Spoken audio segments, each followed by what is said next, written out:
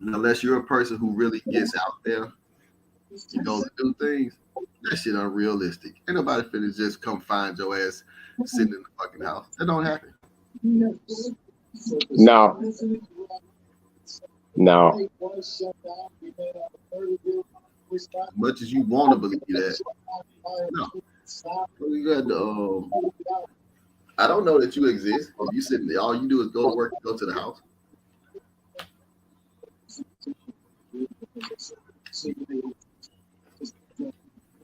Hey, Damn. BMF. Man. Okay, now this is the funny part about that shit. They're starting to get into the shit that I remember. Like hold on, let me. They just started getting into the late 80s, early 90s, and that's the shit I'm starting to remember. I'm like, okay. Hey, look, this is when I was starting watching the show when they start moving locations and they hear this, that, or whatever. When they start doing that shit, I'm be like, okay, was I there when they did this? That's all I'm waiting on the show for. Like I said, I was going over to Atlanta as early as probably 2000. Might have been like 2002, 2003. And I remember going over there too and seeing the BMF signs and stuff. Cause we were going over there to the discount mall, not Greenbrier, but the discount mall off of Gotby Road. Old National. There you go. Old National. And Baby D from Oom Camp, they had their own little spot inside of that motherfucker. You know what I'm saying? And we went to Big Oom Records, met DJ Jelly. Hey, wait a minute. Didn't them niggas have like all that shit in the back of the and couldn't they do? They was doing like it was almost like a little studio or some shit, or they had shit back then. Okay, I knew Robert. Okay, I ain't tripping. Okay, because now, because I remember walking. This was 99, 98, 99, 97, 98, 98, 99, and I was like, because that was the first time I had ever been to some shit like that, like the flea market they had in Birmingham. That's the shit that I was used to. And when them niggas said, it's the flea market, it's a little discount mall, I'm thinking it's gonna be some shit like that. I'm thinking it's gonna be some outside shit where you gotta walk around and shit. We get up in that bitch, and I was like, this a mall. This ain't no fucking discount. This ain't no flea market. They was like, no, nigga, ain't shit in here real. Like this ain't no Foot Locker, no shit like that. I was a fucking mazed. I wasn't ready for this shit. Knockout days and all types of shit.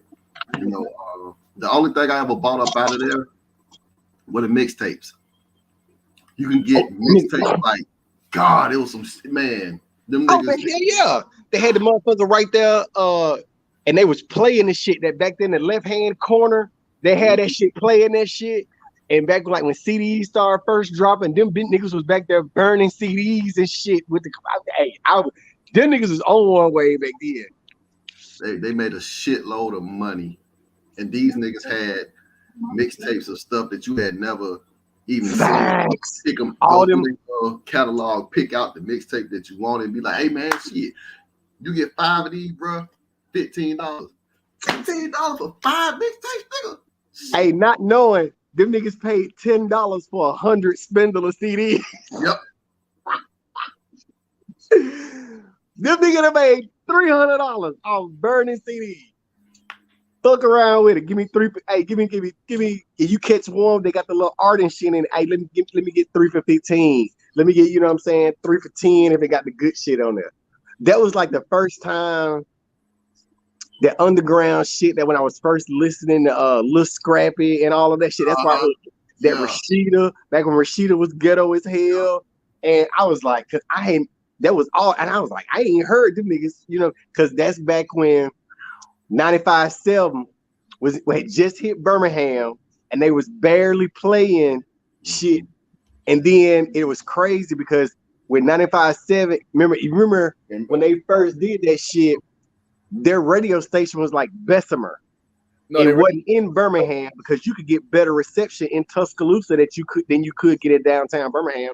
That was before they moved. Started in Tuscaloosa, didn't it? Yeah. Over there where Chick-fil-A. Yeah. And then when they moved to First Avenue North, when they had the studio right there on First Avenue North, what was that club right across from the club? Because all the clubs on First Avenue North. Continental, I think. The motherfucker had that big ass stage. We performed to that motherfucker, man. Because right, as a matter of fact, the police station right across from that bitch. Damn, so is. Yeah. Man, but yeah, we was in Atlanta. I mean, we would go up to Atlanta on some Clark Atlanta trying to go see some O's type of shit. And then they just be like, okay, that's where everybody was going to on Saturday afternoon, early Saturday evening. Everybody was going to get their fits and shit before they went to whatever. And they had all the mixtapes in there that you heard on 95.7 jams, like the little, but man, shit, we thought we were busting up in that motherfucker. I went to spend my little $150 and them niggas in there blowing thousands. Yeah. Them niggas coming out there with filling up the back of Tahoes and shit with them Jordans and them purses and them fake Versace shirts and shit that we thought was real as fuck. They're hustling their ass off. Hell yeah. Yeah, I wound up getting kicked off the internet for a second, but I'm back on and popping now. So I think we're in the middle of the show, right? Yeah. We've been going about 5 minutes. We just been talking about BMF and all that shit. Okay. Well, first of all, I would like to welcome everybody to Battle of the Sex. I am Big Mike, Sound 106.1, Sound Booth TV. I'm joined here in Man Cave edition of Battle of the Sexes with my brothers in arms. We got on the line right now. We got the Devil's Advocate, Mr. Spoon. What else they call you, man? Mr. Marvin. Mr. Marvin, yeah. Call me the ultimate instigator. We can go. If I really wanted to get conceited on this Sunday evening, I am who that I am, and we're gonna leave it at that. And who he is. Yeah, I'm is who I'm is. Yeah, I know. We also got in here with us, the man of 1,001 jobs. The man that's trying to keep the babies in check, holding on to them, keeping them on the straight and narrow. Buck Dollar, how you doing, brother? Man, I'm feeling good, man. Feeling good, y'all. Welcome to another edition of Man Cave. You know what I'm saying? Because I've been told y'all this our show. Just try to be fair and invite the ladies on for their opinions, but yeah, side show, man. Last week we had a very good where we got a chance to get deep. And I like first of all thank our two guest panelists, Judah Goodwop for joining us last week. Also, DJ Twist coming in with us as we had this discussion. Hope to have them back real soon. Y'all, and DJ Mello, of course, this show is also produced by the incredible DJ Mello. We got a clip that we want to show. This is from one of our old episodes. Mello, if you put that clip up, we want to show that, run that clip real quick, and then we're gonna get into the.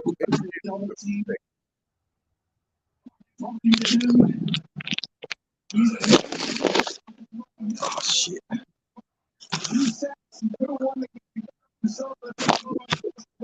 Mello, do we got?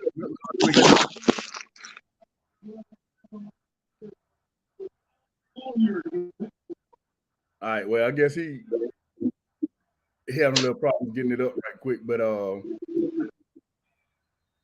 yeah, we was talking about being friends.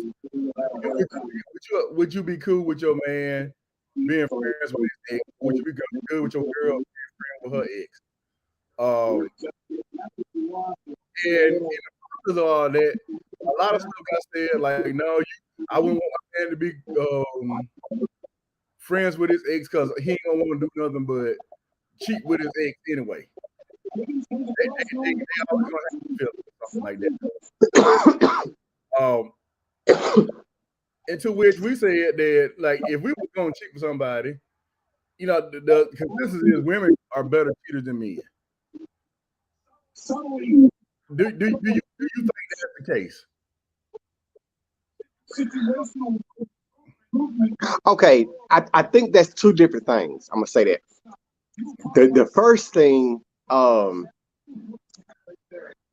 think that the reason why the majority of women wouldn't feel it appropriate for men to have friendships or reacquaintance with exes is because they figure in their mind that once we've seen a girl naked, we can always have the ability to see them naked again, and they don't like that.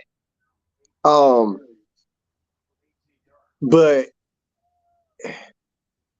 the whole cheating thing and that whole thing, I think that is an example of stuff that women do that men do too, because sometimes you have those instances where old girl might hook back up with somebody she knew in the past or whatever because buddy was whatever, and it could have just been, strictly physical.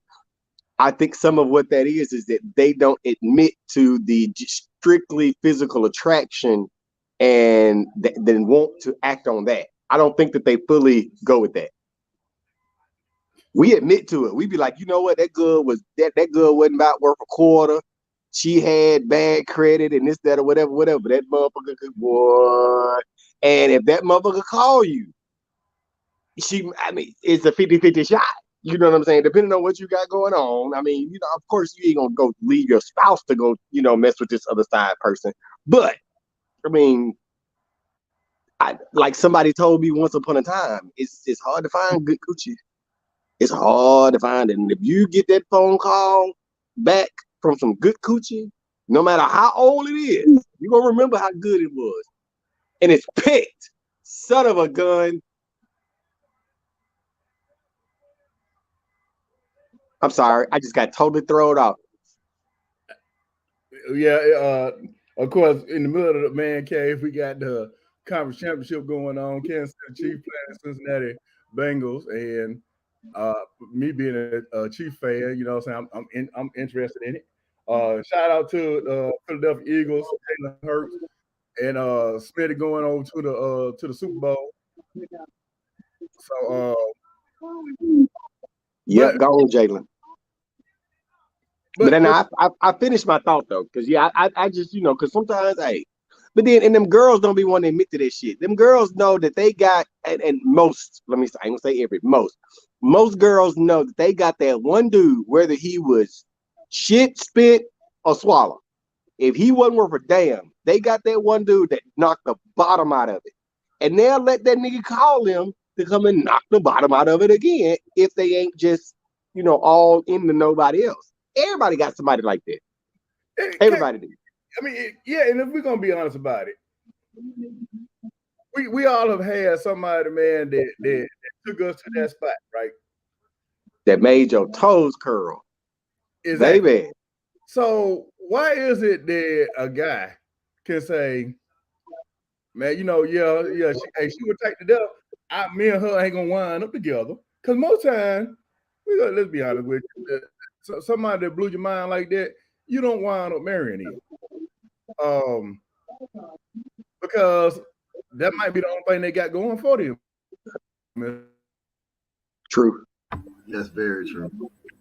I mean, and what did Tank say? What Tank say a couple of weeks ago, or y'all said it a couple of weeks ago? Some people just have great sexual chemistry. I mean, it's real. Yeah.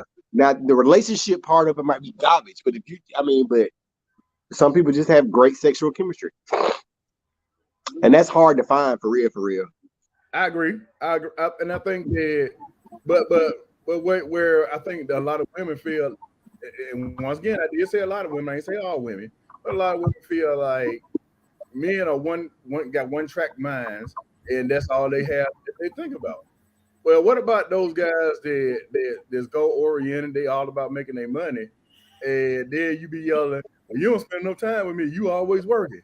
That's the same dude saying that got a one track mind that want to be, all he want to do is knock people down.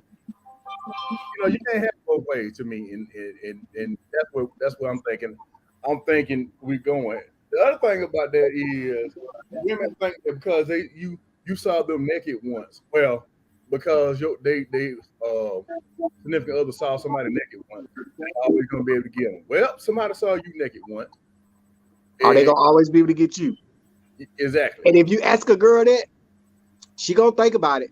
Cause it's gonna be one in the back of her mind. They be like, yeah, that nigga probably could get it.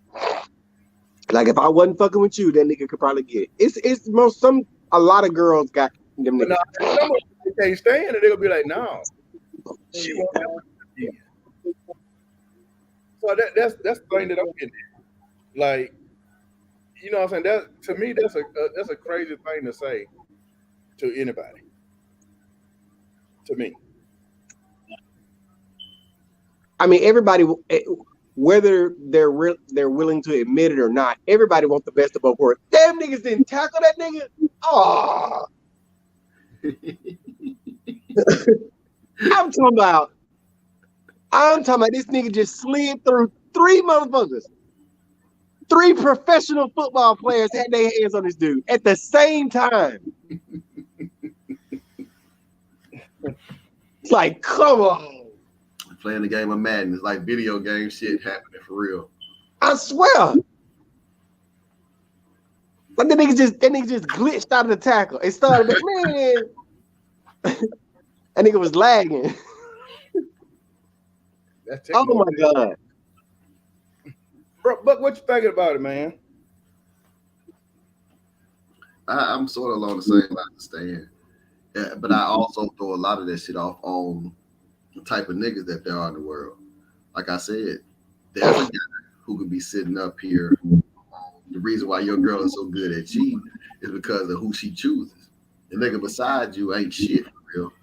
And he's smashing your old lady on the regular, but it's sitting around you drinking the beer and the whole nine and listening to you talk about your problems and everything.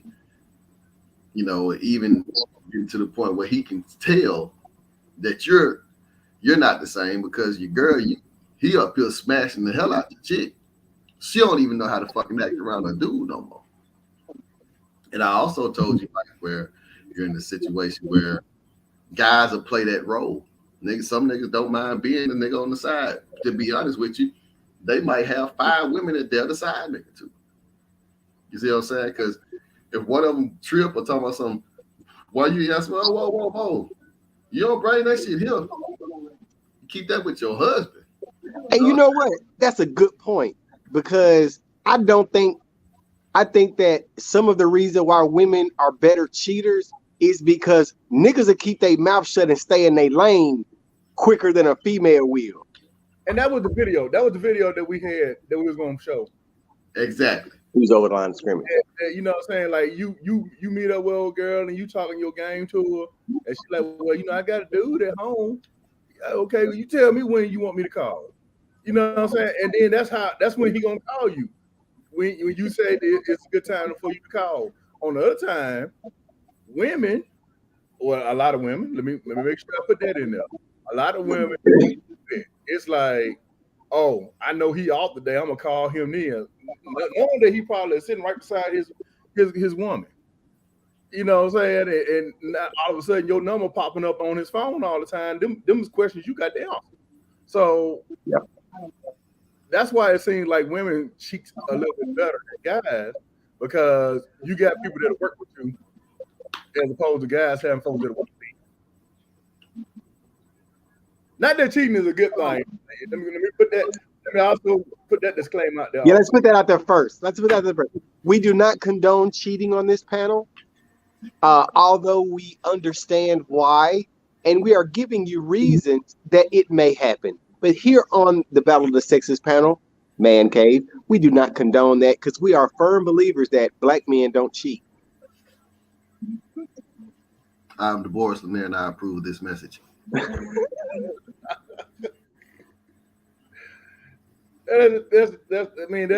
the thing, man. Like it's astonishing to me that we had a conversation on Tuesday, in which it was an impromptu it was an impromptu battle of the sexes actually. Phone edition. I wish I had to put it on the air to be honest with you. It was very intuitive. Everybody was on, and it was no holds barred, and we was out there. But it appears to me that a lot of the things that we talk about, a lot of ladies, well, guys don't hold their emotions on their sleeves like that. And I'm not saying all guys, because there are some guys that do have their emotions right there on their sleeve. They wear them. It was a lot of the ladies. They you know what I'm saying, they dictate their future based on their past relationship. So hey, my last boyfriend, my last husband, my last whatever, he did this, and so I'm not gonna put up with this. And while in the process, they start looking at all these Lifetime, LM, or what is it, Lifetime Movie Network, Lifetime Network, O for Oxygen, Oprah Winfrey Network, what else they got? They got so many different networks for just women. That BET, her, all that shit.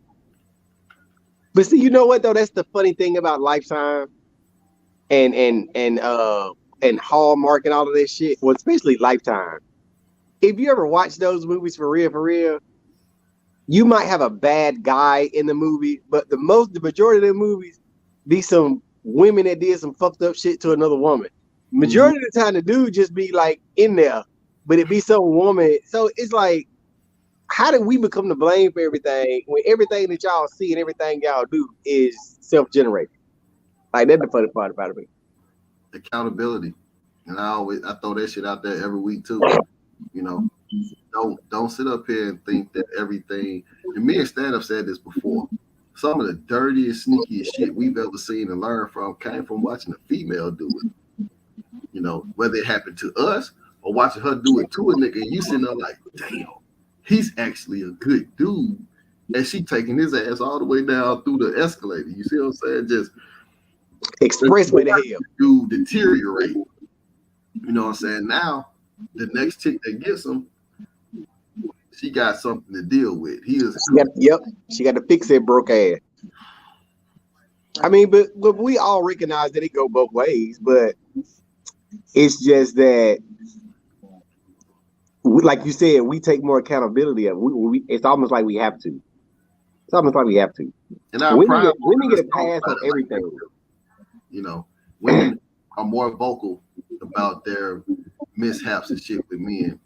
Men speaking up about the mishaps with females comes across as a weakness almost, like you being a whiny bitch. And you don't want that attached to you. You be a punk. As a guy. You see what I'm saying? His crying ass, he up there talking about it. It's okay for a woman to be emotional. Guys can't. That's the first thing I said. That's the first thing I said the other day when they put that video. Dude looked like he was hurting. He looked like he had been took down through there. Now, some of the stuff he might have been saying might have been true, but Buddy was coming from a place of hurt. He wasn't coming from a place of giving you some understanding and some wisdom. Yeah, that particular message, and that was the one where he said that now he wouldn't let his girl be friends with her ex either, and so forth and so on. Because if God removed him from your life and placed me in your life, then why you need to have communication with them? Like, see, I will say this. Black people are some of the most religious people when it comes to trying to make a point or trying to prove a point, because that ain't got nothing to do with God. And you trying to throw God in, because for real, how you know God put her in your life only for a season? How you know that? How you know she the one? You just automatically, because you all in love and you all in your feelings, you just automatically assume that. And people they love throwing that. And I get it, and I believe that God got somebody for everybody. I do believe in that, but we in our own way too much. We in our own way too much. I think you said it's perfectly perfect. I think you said that perfect. Um, I mean, we still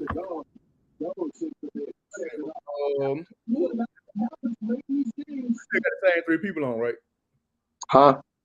We still got the same three people on. Yeah. Yeah, that's Stan TV. Oh yeah. Yeah. They tell me, hey, yeah,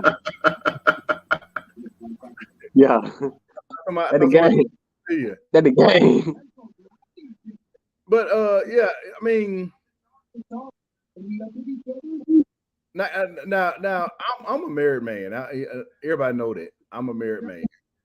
I don't, you know, what I'm saying, I don't do nothing. I pretty much just chill at the house and whatnot. But I don't think that my wife would have a huge problem if she was to find out that I saw an ex. Like, and once again, we ain't talking about I'm going out to dinner with her. I'm not going out for drinks. I'm not none of that. Just like we walking. Hey, we could be in Publix one day getting some groceries, and she walk. Oh, hey, how you doing? What you been up to? I don't think that there would be a problem there, especially if I No, was like, no, no. Okay, this is the thing. This is the well, thing. I'm saying, especially if I introduce her. If I say to her, well, you know, yeah, we went out back in the day. That was the thing that we all agreed upon. Like, once we put it into the point, like, okay, like, I ain't trying to hide nothing from you. Yeah, that's somebody that I dealt with back in the day. Just like if somebody walked up to her, uh, she had people walk up to her speaking to her all the time, and it don't be no big deal. Which usually it don't be that much of a big deal with the guys anyway. So I don't get the point why if you didn't been with them in the past, then you can't be friends. And then we got to the point where we started dissecting the word friend all the way down to acquaintances and Associates. associates and all that stuff. And you know what I'm saying, just to make it look better for the opposing argument. Oh, See this wait. shit? I know. I was waiting to Wait. Mike finish. Oh I, man. Oh man. Oh man. Hold on, wait a minute. I It's don't even know who it is because I can't see the it Mike. just say Comment user. is, black It men just are the worst. They victimize more black women than a little bit. Unfucking Wait a minute. But if we are letting y'all be the victim, isn't that the good thing? Or are you saying we try to play the victim? That's kind of a misplay on how she said that, because I'm assuming that's a woman that said that. Okay, wait a minute. They victimize more black women than a little bit. So are you okay? I read that. Okay, I read that wrong the first time. Okay, I need an example. Whoever sent this. I need an example of like the victimization. And I also need you to concede the fact if I have to say, yeah, we victimize y'all have to give that back 100%. Because, like we just said, we know as many women that do men dirty as we know men that do women dirty. So don't just throw us in there like we just the worst. Oh, we the worst. Oh my goodness, we're the worst. What? Okay. You know, I can't see who And hey, half them and the majority of them shows that's on Lifetime is white people, based on a true story. So black men's pretty good. I,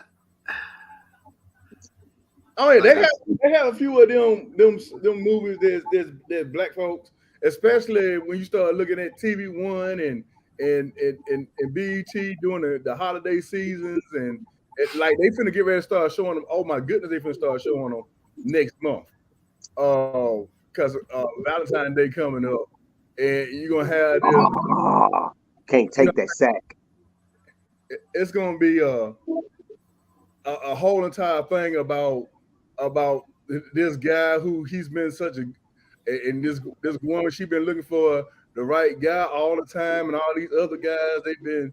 Oh, I thought he was gonna be good, but he's not. But here's this good guy right here, right in front of me the whole entire time, and I'm gonna give him a chance. And realistically, That don't happen. That does not happen. That really does not don't. happen. That does not happen. Steve Urkel was a guy on a TV show. Yeah, You do not all of a sudden turn from Steve Urkel that nobody likes to, oh, now Laura loves you by the end of the series. That is a fucking TV show. That's not real. That's not, Laura would have been gone and been let know. And then on the flip side of it, Steve wasn't no real nigga because wasn't no real nigga would let Myra ass get away. Because there's no way in shit that if I got Myra on my ass like she was on Steve, that I'm still stunning Laura, man, fuck that. And then people would be like, well, no, Stan, that was real love. Steve really had, man, bullshit. That's a TV show. Myra was bad. Oof, that was What? bad. God rest her soul. That And was she loved Steve because he was a fucking nerd. Now that's who had the true love out the shit. yeah. That's who had it. Because ain't no way Steve was just in love with Laura's character because Laura did Steve dirty fuck. for the same lame old type of stereotypical dudes and shit all the time. But I'm finna get back to this shit. Black men are the worst. They victimize, but what kind of bullshit is that? And then was that don't even add up, you know? And the funny thing was when they to put something in an example, you know, rest easy to my frat brother Kevin Samuels. But to watch the amount of women that celebrated this man dying, not fully tuning in to what he was actually doing, because they leave out that he had been talking about this and really he was subjecting everything toward men first. Once he changed his directive and went at women. Now, mind you, he wasn't asking women to come on the show. They were volunteering to come on. And he helped every last one of them. Y'all may not have liked the context that he was using to say it, but he was not lying with what he said. Called tough love. Tough love. But like, you know, with our female counterparts, it's not what you say, it's how you say it. Mm-hmm. You know. And that was the hardest thing for them to swallow because there's no way in hell his show even gets that popular if it's not for the female audience that brought. Because as long as he was directing it at guys, telling guys how we should get our shit together and how you should put yourself in a position in order to even, you can't, like I tell my homeboy, if you ain't even got a fucking pot to piss in, how the fuck are you gonna be out there trying to get you a girlfriend? Nigga, get you some motherfucking money, then get your own place. Get some shit established first. Stop thinking with your dickhead. Use the one on top of your neck. Then you'll be able to come across the right one that'll be able to add value to what you have going on. But if you ain't got none of that stuff, man, you just basically a hobo. You know what I'm saying? You a homeless nigga, literally up here trying to find wherever you can to stay at and live off of until that runs out. And you actually got a pretty decent dick game. It'll hold you in there for an X amount of time. But even that don't keep you in the house because she's sitting here, yeah, he good, but damn, nigga don't take care of no water bills. Groceries is fucked up. I be having to borrow money for gas. He in my house all day watching TV. The nigga don't pay the power bill. He eat all the kids' snacks. That shit piles up and it's like, good dick. Lazy motherfucker. Now you know what I'm saying. They start saying, okay, that nigga Holding. get a decent nigga that got okay sex, but he pay all the damn bills and treats me like a queen. Now you out of there. You on to the next shit. I don't see that. If anything, I've seen more stuff pop up now where we have these black feminists who get on here and damn near say that they want to cut you off. Like, what do we need men for? I'm like, oh wow. You know, I've never heard guys say that. I asked that question on Tuesday, man, because I said that going to Walmart and buying you a 12-pack of Evereadys or Energizers ain't gonna always sustain you. To which I was told that I was wrong. Like, all we need is that, and I just don't think that that's the case. I really truly don't think that that's all you need. Just like guys gotta have more than they right hand. Bruh, we're human beings. We're designed to have human interaction. The less human interaction you have, if you notice, your social skills and everything else decline.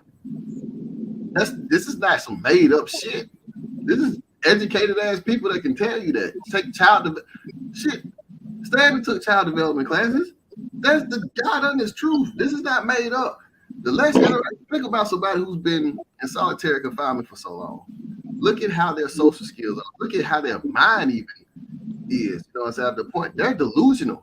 They don't have nobody to talk to, so they start talking to themselves. Now they're living inside their head. But guess what? If you're sitting up there, you saying you don't need a companion at all, you just good by yourself. I promise you, those individuals, their social skills decline, their attachment to what's going on and shit, it declines too. God damn, it's good. No real interaction. I'm telling you. And all that cheap ass sex shit, no. Intimacy is way more better when you have another person, you know what I'm saying, to explore with. Because I promise you, yeah, you can get by with those things for a while, but long term, hell no. Because even after a while, think about it, you're just trying to get there, get off, and go. That shit almost gets watered down. It gets to a point where you can't even get yourself off. I agree with you on that because I also asked the question there: do you think that if you find this unicorn that you call yourself looking for, that every time y'all intimate, it's gonna be y'all gonna make love? And most of the women say yes, and I don't find that to be realistic either. Sometimes you just get in it, in my opinion. You know what I'm saying? I don't think that you have candlelight and rose petals on the bed every time. You don't even have that type of fucking time in the world. You know what I'm saying? In a healthy relationship, man, shit, y'all know that y'all take the opportunities when they arise. You see what I'm saying? Especially if you still up here trying to live a productive life and you have shit going on. You talking about motherfucker that's making some money. They got multiple things going on, so they have to be readily available for that. I don't think anybody's gonna sit up there and I if it happens, you know, educate me. But I know good and damn well, even if y'all getting on 5 times a week, you ain't sitting there putting on goddamn Marvin Gaye this time and then Teddy Pendergrass and that. You're not doing that. I just do not see that. That shit happens in movies. And like I said, the mind is a very fragile place. And the more you play on it, the more that they think that fantasy is a damn reality. Look at that 50 Shades of Grey shit was fucking motherfuckers up. Sure was. Now, you know I had a sprained knee and a pulled hamstring because of that shit. Oh, I'm sorry. That's okay. Never mind. Go ahead. Sorry. That shit sound good. I said, man, most of you motherfuckers, boy, if a nigga pluck your ass on the arm too, you like, what the fuck is wrong with you? Play too damn much. Hey, you know what really piss him off? Tie your ass up and do all this other shit. Right. Stop it. Right. It's a movie. It's a movie. You like that Sutra? And in reality, you not even gonna be willing. You don't even do half of the shit your damn self. You lazy fuck.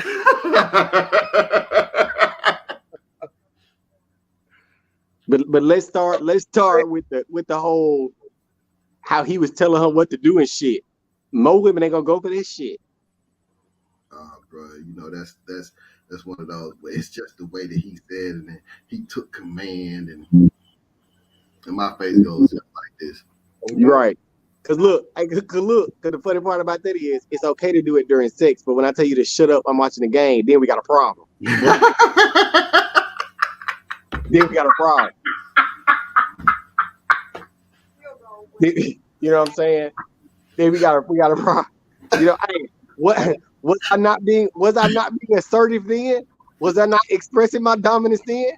Shut the fuck up. The game on.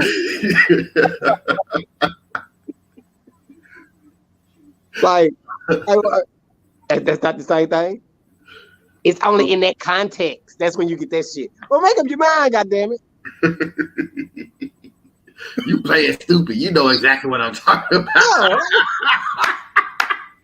No. Play stupid with me. You know what I want an alpha male. Well, shit. Shut the fuck up. The game on. That's like, really want an alpha male because they want an alpha male to do stuff until they get ready to do what they want to do. And you say, right now I want you to do this. You don't tell me what to do. Just like when they say they're going to go out and they want to wear the clothes that they want to wear. Not that you telling them not to wear no clothes, but you might say, hey, I don't want you going out there showing all my stuff to everybody else. My cousin. And that's when you insecure. That's when you insecure. Well, you know I'm coming home to you. I'm shit. My cousin Dion said it best. Well, he said, do not put me in a position where I cannot protect you. If you're going out there looking like a streetwalker, how can I protect you from the type of attention that's going to come your way? Why would you even want to be viewed in the same light as those girls in the magazines and the strip clubs and so on? We as men know that's bullshit. That's what strip clubs are for. Fantasy. You think that this girl sitting up here giving me a lap dance, the same shit she telling me she ain't told 20 other niggas here tonight? I know that. Just tonight. It's just my turn. You know what I'm saying? To hear the shit. I'm not going home with you. As a matter of fact, I only came here with 10 ones. So guess what? You better pick all of them up before I pick them up and recycle them.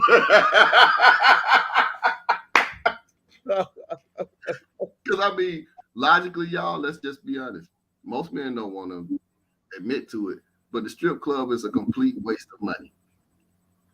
You get nothing out of that. You go in, you work hard for your cash, and you go ahead and give it to her because she's naked and dancing. Because she's selling that dream. She's selling that fantasy. She's selling that fantasy. I do you one for people who act like they don't want to go to the and you got a lot of women that get upset about this. Twin Peaks and Hooters. They don't be wanting their man to go up in restaurants like that because they talking about what the women are dressed like.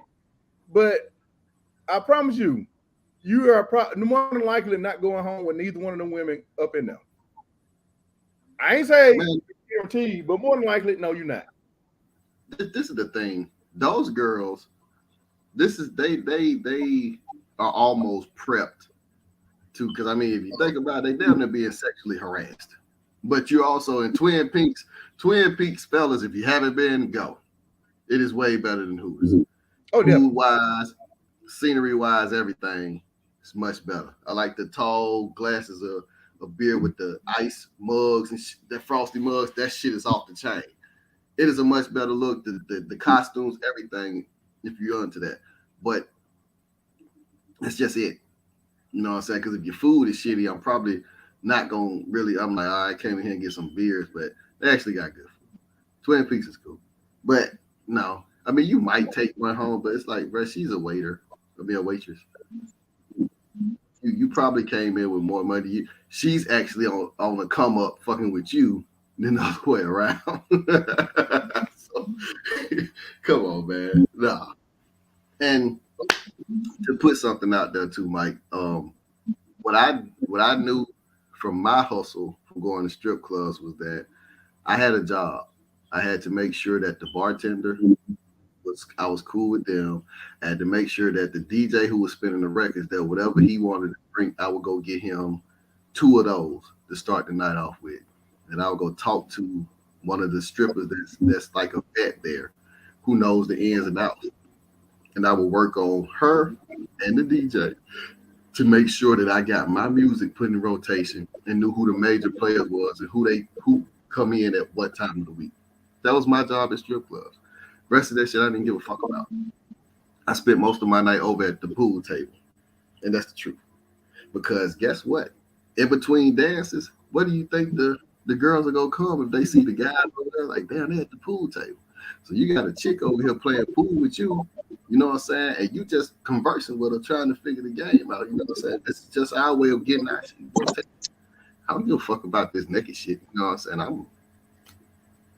You probably some dope boy girl anyway, or you got a pimp. No, so Or then you just like the girl in Twin Peaks. You in here on a come up. So I know not to invest. And see, that's the thing about going to the strip clubs, and that's the thing I think that women don't give us enough credit for. Like we can't separate the two. Like you know what I'm saying? Like most dudes go to the strip club. Most ain't going trying to pick up the stripper. You know what I'm saying? Most dudes, like you said, you're going for that escape from reality. You going for that fantasy. You going to spend, that $100 or whatever. But I ain't gonna lie to you. If you look at it mathematically, if you go out on a date with a chick these days, you're gonna spend about $100. So, I mean, if you don't want to do the date thing and go to the strip club and throw $100, that's basically the same thing. I mean, you might get a little bit more. You might get a little more in way with the chick that you take going on a date with. But I mean, if you ain't into that, no. Or going to therapy, because there you go. That amount of money, I promise you can damn near go in now. I don't want to dance. I just want to talk, and just pay her to sit there and talk with you and shit. They'll do it. Yeah. Yes, because a licensed therapist is at least without the copay, it's at least $65-$75 an hour. Yeah. So you go in there and spend $100. How many guys go up in there, like you said, but go to the pool, go to the pool table, or they sit around their own table and they just drinking. And they don't even go up to where the girls at. They just sipping. Girls come over there to where they at. Because in Atlanta, it's a major thing, but then the first thing the ladies will say is, what you got to go up in there and see them for when I'm here at the house? Well, do what the fuck they do there. Well, but the thing about that is, that's a loaded question. That's a loaded question because depending on the woman, she got to be real careful when she asks that question. She got to be real careful because you really don't want the answer that could come out. Because most women ain't gonna be able to deal with that. I mean, because like I said, now you have some women that say, well, I can do that for you here. And that's probably true in 80-90%. But that other 10, 15, 20%, 30, 40, 50%, you ain't gonna look like them doing it. That's why I go watch football. I don't go play football. Because I live with the professionals. So I go watch the professionals. That's why I go to the strip club. I go watch the professionals. I don't go watch amateurs. I'm not gonna trip if I ask you what is it that will arouse you, keep your attention, and you tell me that, and I don't follow up with that. So therefore, you go out to find that. That's my fault. It's my fault. Well, be able to take that same accountability though. If you ask me and I tell you, but you're not willing to do so, half of the time you'll hear somebody say, that's the type of shit you want. You at the wrong fucking place there. Oh, okay. All right. That's not the type of shit that I want, but a little excitement don't hurt a nigga every now and then. Now I will say this. I am speaking purely in conjecture, speculation, and things that I know. Because I have been in and everybody who has had a healthy relationship, they old lady will do some shit on them. Baby, because now you get you the right old lady, and hey look, barring any kind of physical ailments, they're gonna throw them high heels on for you. You know what I'm saying? They see. I mean, I'm old. Ain't nothing sexier than me than a goddamn moo-moo. Like that's the sexiest shit in the world to me. A goddamn moo-moo, and you ain't got nothing on up under it. Oh, that do something. Hey, that shit. You might well have on stilettos and tassels. That moo-moo, baby. That rose hey, be moving like this up out of that moo-moo, boy.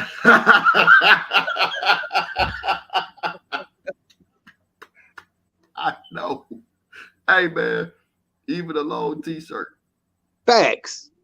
Just so many. Hey, yeah. You ain't got to have the whole. That thigh be showing. Yeah. Personally, my personal favorite is putting on my old dog. Or a basketball jersey. Oh, Lord. Yeah. You need, you gotta think about it. Might wake up in the morning, one of them things hanging down in the Hey, and Buck, I'm gonna say this. I'm gonna say this, and I'm gonna tell on myself two different ways. I ain't no big nigga, so my old dogs is like a medium. So if I put you, and I don't like messing with women that's my size. Yeah. So if you mess around and get in my old dog, oh baby, that's a mini skirt. That's a straight mini skirt. Hey, and like it's wake up in the morning, that thing hanging out like the side of that. Hey.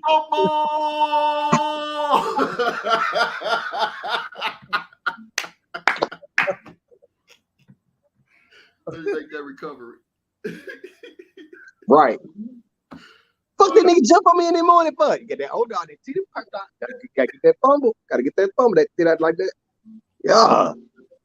Oh, or that old sundress that they got that couple of holes in the bottom of it that she can't wear out no more.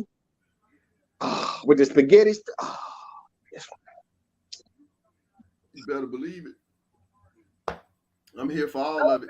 It don't take much. It don't really with your lady at home, man. But a lot of times sometimes they don't even try. And then when they go out with the girls, they get themselves all did up and everything, and you be like, "Well, shoot, you don't never do that when up in here." And then the first thing they do is say, "Well, you don't care. You want to play your video game, or you want to watch this. You want to watch sports." Well, now if you dress like that right there, why? And when I said that, I was asked, "Well, why should I have to do anything?" Look.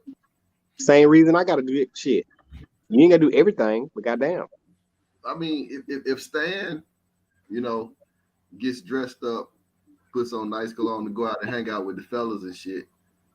Oh, nigga, nice cologne, and I'm going to hang out with some niggas.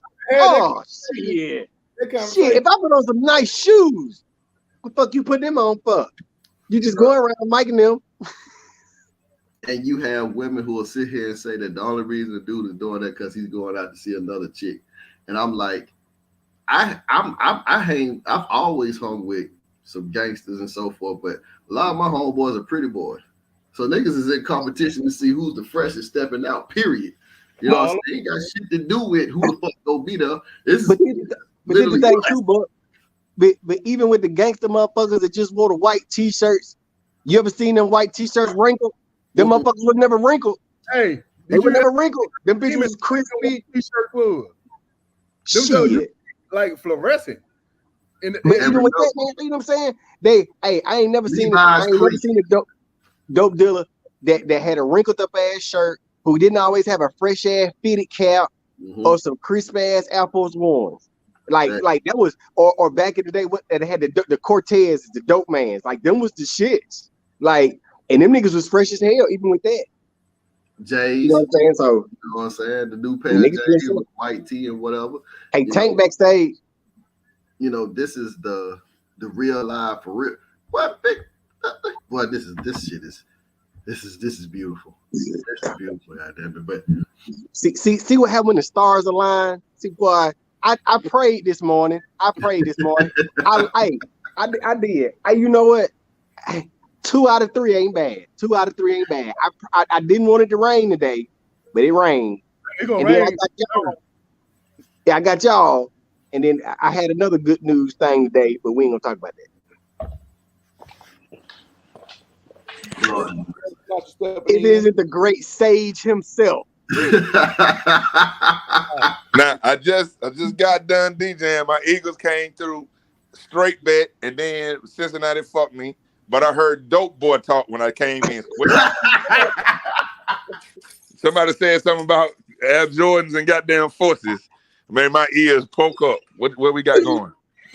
Look, man, what you caught was the discussion of how a lady, they get dressed up, go out, have girls' night, you know what I'm saying? And it's like, you don't say anything. It's cool. But if you put on polo, jeans, smell good, and so forth, fuck you going? Y'all just going to hang out, right? And it's like, I don't like to smell good and look good when I go out in public. The fuck? The only why we do brought up. What they But said. like I said, Stan brought up. He said, "Man, I ain't never seen no dusty dope boy." You know what I'm saying? Them boys usually be the flashiest, flyest niggas in the club. Yeah. You know, for real. So Shit, the club, the mall, Walmart, church. Kmart, Target. Even if they go into the strip club, they is doing that too. Hell yeah. They fresh everywhere. And look. I was a dope boy with the best of both worlds. I worked at TJ Maxx and McRae. So reaching. You know what I'm saying? We had And like you clubs, were saying, and just like Buck, you were talking about BMF in the late 90s, everybody was at the goddamn Old National Discount Mall getting fresh as hell. And the late 90s, we were just at the old discount mall until they shut it down 3 weeks ago. Right. What? Yeah. It's gone, Buck. It's gone for good this time. Yeah. Buck is gone for good this time. Ain't no coming back like it normally do. It's over. Off of Old National? It's over. Yeah. I had heard that. I ain't know if it was true or not. Look, DJ Jelly and Monte made a video standing in front of it. They got it boarded up. They're like, this time, y'all, it's for real. We ain't got the mixtapes here no more. They're trying to put motherfuckers on streaming. Did I tell you? Did I not say DJ Jelly, Baby D, and Oop Camp? I'm telling you, guys, I don't be lying about this, y'all. Niggas from Tuscaloosa have been going to Atlanta hustling our ass off for the longest to get recognition and so forth. Shout out to Kenny Thomas. Shout out to Ty Cutter. Yeah. You know what I'm saying? These are guys that I'm running into while I'm up there hustling. You know what I'm saying? Tank been going up there, but Twist was living up there. You see what I'm saying? Shout out to M16. Like, we've been doing this. So when I tell y'all, I've been to the Oop Camp store. We went in there and ordered that jelly while he was up there doing mixes live in the store. We've been over to Baby D on spot. You know what I'm saying? In back when he was selling the mixtapes, the t-shirts, and they telling you, hey, we got studio time that you can sign. Right. I say back when they had him in there DJing live, and what they do is pop in the cassette and put it on a mixtape for real, and then sell it just like that. If you ever been to an Camp store, they doing it live, like CD, tape, whatever. Yeah. You know, I wasn't living there with the tapes, but I used to get the tapes. When I moved over there, the CD, my nigga, Jelly and Monte, right there, my nigga. But hey, was they go get that 100? They get that 100 spindle from Walmart for $2.99 and burn out all the bitches. Look here. The store over there by West End, by where Walt Swift cut had at T-Town Legend. I used to fuck with that. But you know they had a store in Marietta, not too far from me off Atlanta Road. Man, I went over there by South Cobb Drive. Man, I went over there. I smoked a blunt with Sammy Sam. You think about this now. We know who Hitman Sammy Sam is. You know. Now, when I see him, it's 05. So he ain't really, you know, the music a little older, but to us, is a legend. Mm-hmm. I'm sitting there smoking a blunt with him all day. Like Buck said, Baby D, come on, man. I mean, DJ Unk, you remember they had Unk? That's right when they got Unk, right before Walk It Out came out. I remember all that, bro. Yeah. And you can touch these guys. I mean, literally touch these guys. Oh, and then huge. And then they'll be at Birmingham like it wasn't shit. They'll come down to Birmingham at the end of a show, hit Birmingham 1-2 o'clock in the morning for a walkthrough and do one damn song and dip. And then be right there at Magic City later on that night. Shit, it's money. Man. And we used to follow their ass. Because it's not like it's a long drive. So like that Birmingham that line ain't but the 2 ball. That's it. Yeah. Yeah, you know, I mean, wow. Wow. But like I said, back to the subject.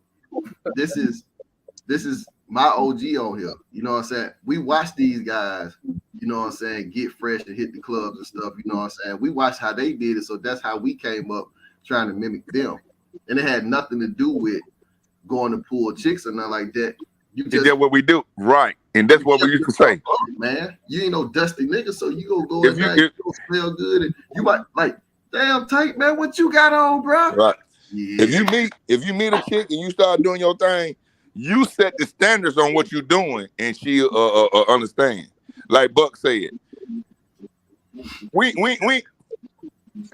I'm fat now, but before I was fat, when I used to exercise a little bit, if I go to walk, I'm putting Polo Sport on. I'm putting the cologne on to match the activity, so it ain't gonna be no misunderstanding. Like Buck said, if you only try to put spruce up when you go out with your homeboys, that's a problem. We fly, smelling good every day. If you, I mean, even on the light days, you still together. That's all. Even if you're messy, you still together. That's all. I had a cologne that I would only wear out when I'm with my wife. When we was just dating though, it was a cologne that I would only wear out with her because it was her favorite. Mm-hmm. So that's what I would wear. But I had other stuff that I would wear throughout the week. So it wasn't never like I didn't have any smell good on. So that's not an alarm. Like why he up there? Well, he wearing that because that's what he wears anyway. And you know, like I said, I like being there and he was like, damn, bro, that shit, all right, what you got? Look here, cuz, I can't even let you know that, cuz, you know what I'm saying? Like, shit, you can't get this, you know what I'm saying? Right. But I can tell you where you get you some stuff from, you feel me? I remember doing that for years until cologne started going retarded. And then we started back telling motherfuckers because it ain't that you can't afford it. It ain't about the money. It's about how you gonna pay this just for cologne. Because Buck, I'm finna give you some numbers that I didn't know was real. Men cologne only make up like 12% of fragrance. That's it. See, but you always been wearing cologne. I always been wearing cologne. So we just think men wear it. 12%. That's it. That's unfucking believable, bro. That's unbelievable. That goes back to what me and Mike said. Tank, you and I know if I bring you an artist right now, you're gonna tell him you need to make music and market yourself to females. You get yourself to females. You know why? Because they will come to your show, they will buy posters, they will buy t-shirts, they want an autograph, they want a picture, they're gonna spend money at the venue that you're at because it's like, hey, I brought 6 girls with me because I paid for them to get in because I wanted to see you tonight. You see what I'm saying? You show her enough love, then they become your fans too, and they go tell everybody. You see what I'm saying? So it's the same thing. Right. Like my boy said, free game. You know what I'm saying? This ain't no lie. Everything trends that way. So even when it comes to it, of course, if I'm putting out any kind of fragrances and shit, I damn sure go cater toward females because they want to smell good and they have different things that work well with their natural body odor. We set up there and watch Cannabis commit lyrical suicide when he told LL, 99% of your fans are females. Wait a minute, Cannabis. What you want them to be? The man name is Ladies Love Cool James, man. Y'all rock hoes, I rock fellas. I rock hoes, y'all rock fellas. You can't. Come on, Cannabis. Come on, bro. But then what LL Cool J told him, 99% of your fans don't exist. That's the ultimate. This was a combo that hurt to this day. Like to this day. They killed his career. Because Cannabis really thought he was gonna be another back. Ain't nobody, again, we like lyricists, we like backpackers. They don't set precedent over women, my nigga, on no level. Yeah. That was your mistake. What? That's true. That's all the way true. That's all the way true. Cannabis, what are you doing, bro? He thought that I'm hard about it with the lyrics, but LL nice anyway with the lyrics. And the ladies love it. 4 decades. And he proven with songs. He's proven. He ain't new. There's out there for the broads. Man, but I'm gonna tell you some shit because you're an MC and you run a record label. Boy, me and Maul and the guys been having some discussions. Man, they was mad talking about Maul and them trying to convince me. Dipset need a run back with the locks. I said, why? That was a murder, bro. What you need a run back for? I told them Dipset in the verses cannot see Nelly in the St. Lunatics. I'm sorry. They can't. They cannot. No. You know why? I watched the interview with Sheik Luke's, and he said when you think about it, Dipset should have never even jumped on this. He said the Locks is a group. Right. They perform as a group. So Right. I'm rapping, and it's a word that I'm not gonna say. Tank catches it. Exactly. Tank rapping, he don't say something. Mike catches it. You see what I'm saying? That's what that is. Dipset is a collection of solo artists. It ain't and not even Wu-Tang. Like, right. You know what I'm saying? They went in there overconfident, thinking because they in Madison Square Garden, they running with Harlem. Yonkers weren't gonna be strong enough, and they got their ass washed, bro. Y.O. killed them. Y.O. killed them. And for the young generation, they were introduced to J to the Wah. Right. Dude that I knew already was a top 5. That's what I'm trying to tell them. I said, at one point, y'all thinking that Dipset can run with them. Because listen, but this is what they try to tell me. Well, you got to think about it like this, bro. Jim Jones is really. I said, wait a minute. If y'all telling me Jim Jones is bigger than Cameron, nah, what not? Well, after balling in summer in Miami, what Jim Jones got? So what y'all talking about? Nothing. That's the end. Ballin' was the biggest record he's ever been. And Ballin' was a hammer. We can agree with that. There was a hammer. I like it. It was a hammer. But come on, bro. Like 50 said, Fat Joe thought Leave Back was in the club. No. That's even what Fat Joe. I'm not with Fat Joe. But you can't beat Ja Rule in no verses live. How you gonna beat? Hell no. And fuck what everybody says about that 50 and Ja shit. Ja was literally on every radio station at the same damn time during his run. That dude was sick with he let 50 fooling. 50 stole his style and fooling. Man, why you singing? Ja, keep doing it. That's all we doing now, bro. You got J-Lo, motherfucking Vita, Ashanti, all these people, bro. What you doing? And keep going what you doing. Yeah, pop records, and they were crossover joints, and they were still. Who was the girl? Lil Mo was doing Mo stuff with him. I mean, he didn't. He fell into a trap. And what's worse was that they used Murder Inc. because they just trained them for money and shit because they were trying to get to Supreme. Right. And but Ja was a beast when he was first 3 albums. That boy, it was the shit. That boy was something. He was something. But I was one of the few people telling. I told them all then. I said, man, y'all gonna get Fat Joe in the verses, man. I fuck with Fat Joe and Joe can rap, but we talking about verses, so it's a little different. It's the complete package. He ain't gonna be able to get him, bro. No, ain't no reason for Dipset to run that shit back. They got to go against another loose collective, and I don't. And I think they had a short run. Really, Dipset run was very minute for real. What made it so big was the fashion aspect of it and how big of a that's what it was. But that's what I was trying to tell him. But that ain't got nothing to do with the. That's cool. If we're in a fashion show, my nigga. Man, this is verses in New York City.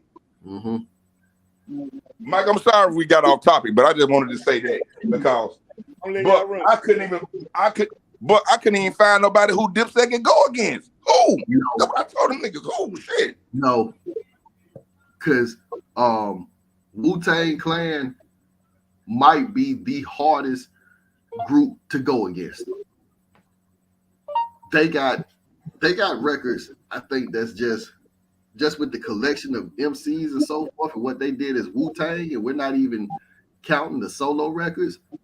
I would probably put up the Dungeon Family against them. Against who? Wu-Tang. They'll be the only ones. Because you're talking about Outkast, Diddy Mob, Future, PA. I mean, that collection of, and you talking about 20 records versus 20 records. Yeah, that's about it. But okay, let me ask you this. Lil Jon. Okay. And this is okay. Since we on music, okay. Would y'all throw as far as groups, and you talking about Wu-Tang and Dipset? Okay. Would you throw the Hot Boys and that collection? Like everybody they had with them, not just Wayne and BG and them, like the Hot Boys, like Turk and all of them. Stain. Stan, you sound like a robot. Hey, Stain. Hold on. Yeah. Hey, Stain. Yeah. Dipset can't fuck with the Hot Boys at all. Not even close. Man, I'm telling y'all, man. Dipset straight, they made an impact, but like Buck was just saying, I don't even know who to group them against because they ain't strong enough. Okay, yeah. I agree, but I'm just saying, like, and what was No Limit? Like, No Limit had 30 motherfuckers in it. Are they considered a group? No, that's a label. No Limit, the label. The group, Okay, yeah. That's why we said Cash Money versus No Limit would Right. be epic, because you can put KLC versus Manny Fresh. Whew. And you're talking about having a real live New Orleans party, because you got to think the Cash Money catalog predates the Hot Boys. We talking about the UNLVs. You see what I'm saying? And I want people that are listening to understand. If y'all don't know who KLC, or y'all may have heard of them, KLC and Manny Fresh are the truth in New Orleans. I don't think nobody can fuck with them. Mm-hmm. I give them west of the Mississippi till you get to Texas. They when you talk about the New Orleans sound, those two guys. And mind you, they were in the marching band people. So we talking about real live musicians. All right. We go along with the accolades that they have and so forth.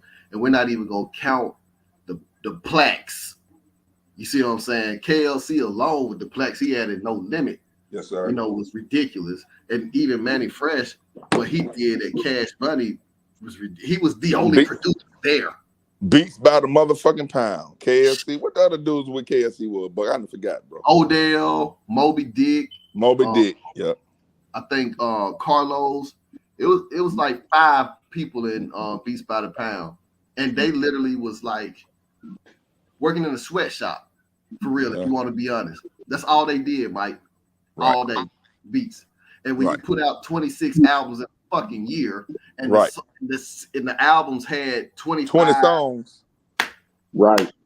So they had to have about 65 to 70 songs per album till they cut them down to that 20. Like that. Shit. They said that back in the day they lived there. And what Snoop said, they said they got a little compound. Mm-hmm. It's like a little apartment complex, and they just go from floor to floor. Yeah. And you'll never see that again in hip hop. Like they say, you'll never see another BMF. You will never see another No Limit. No Limit. And even Baby admitted that. He said, "What that dude?" He said, "I don't care what anybody say." He said, "I respect that man as a hustler. What they did, you'll never see that in music again." Them facts.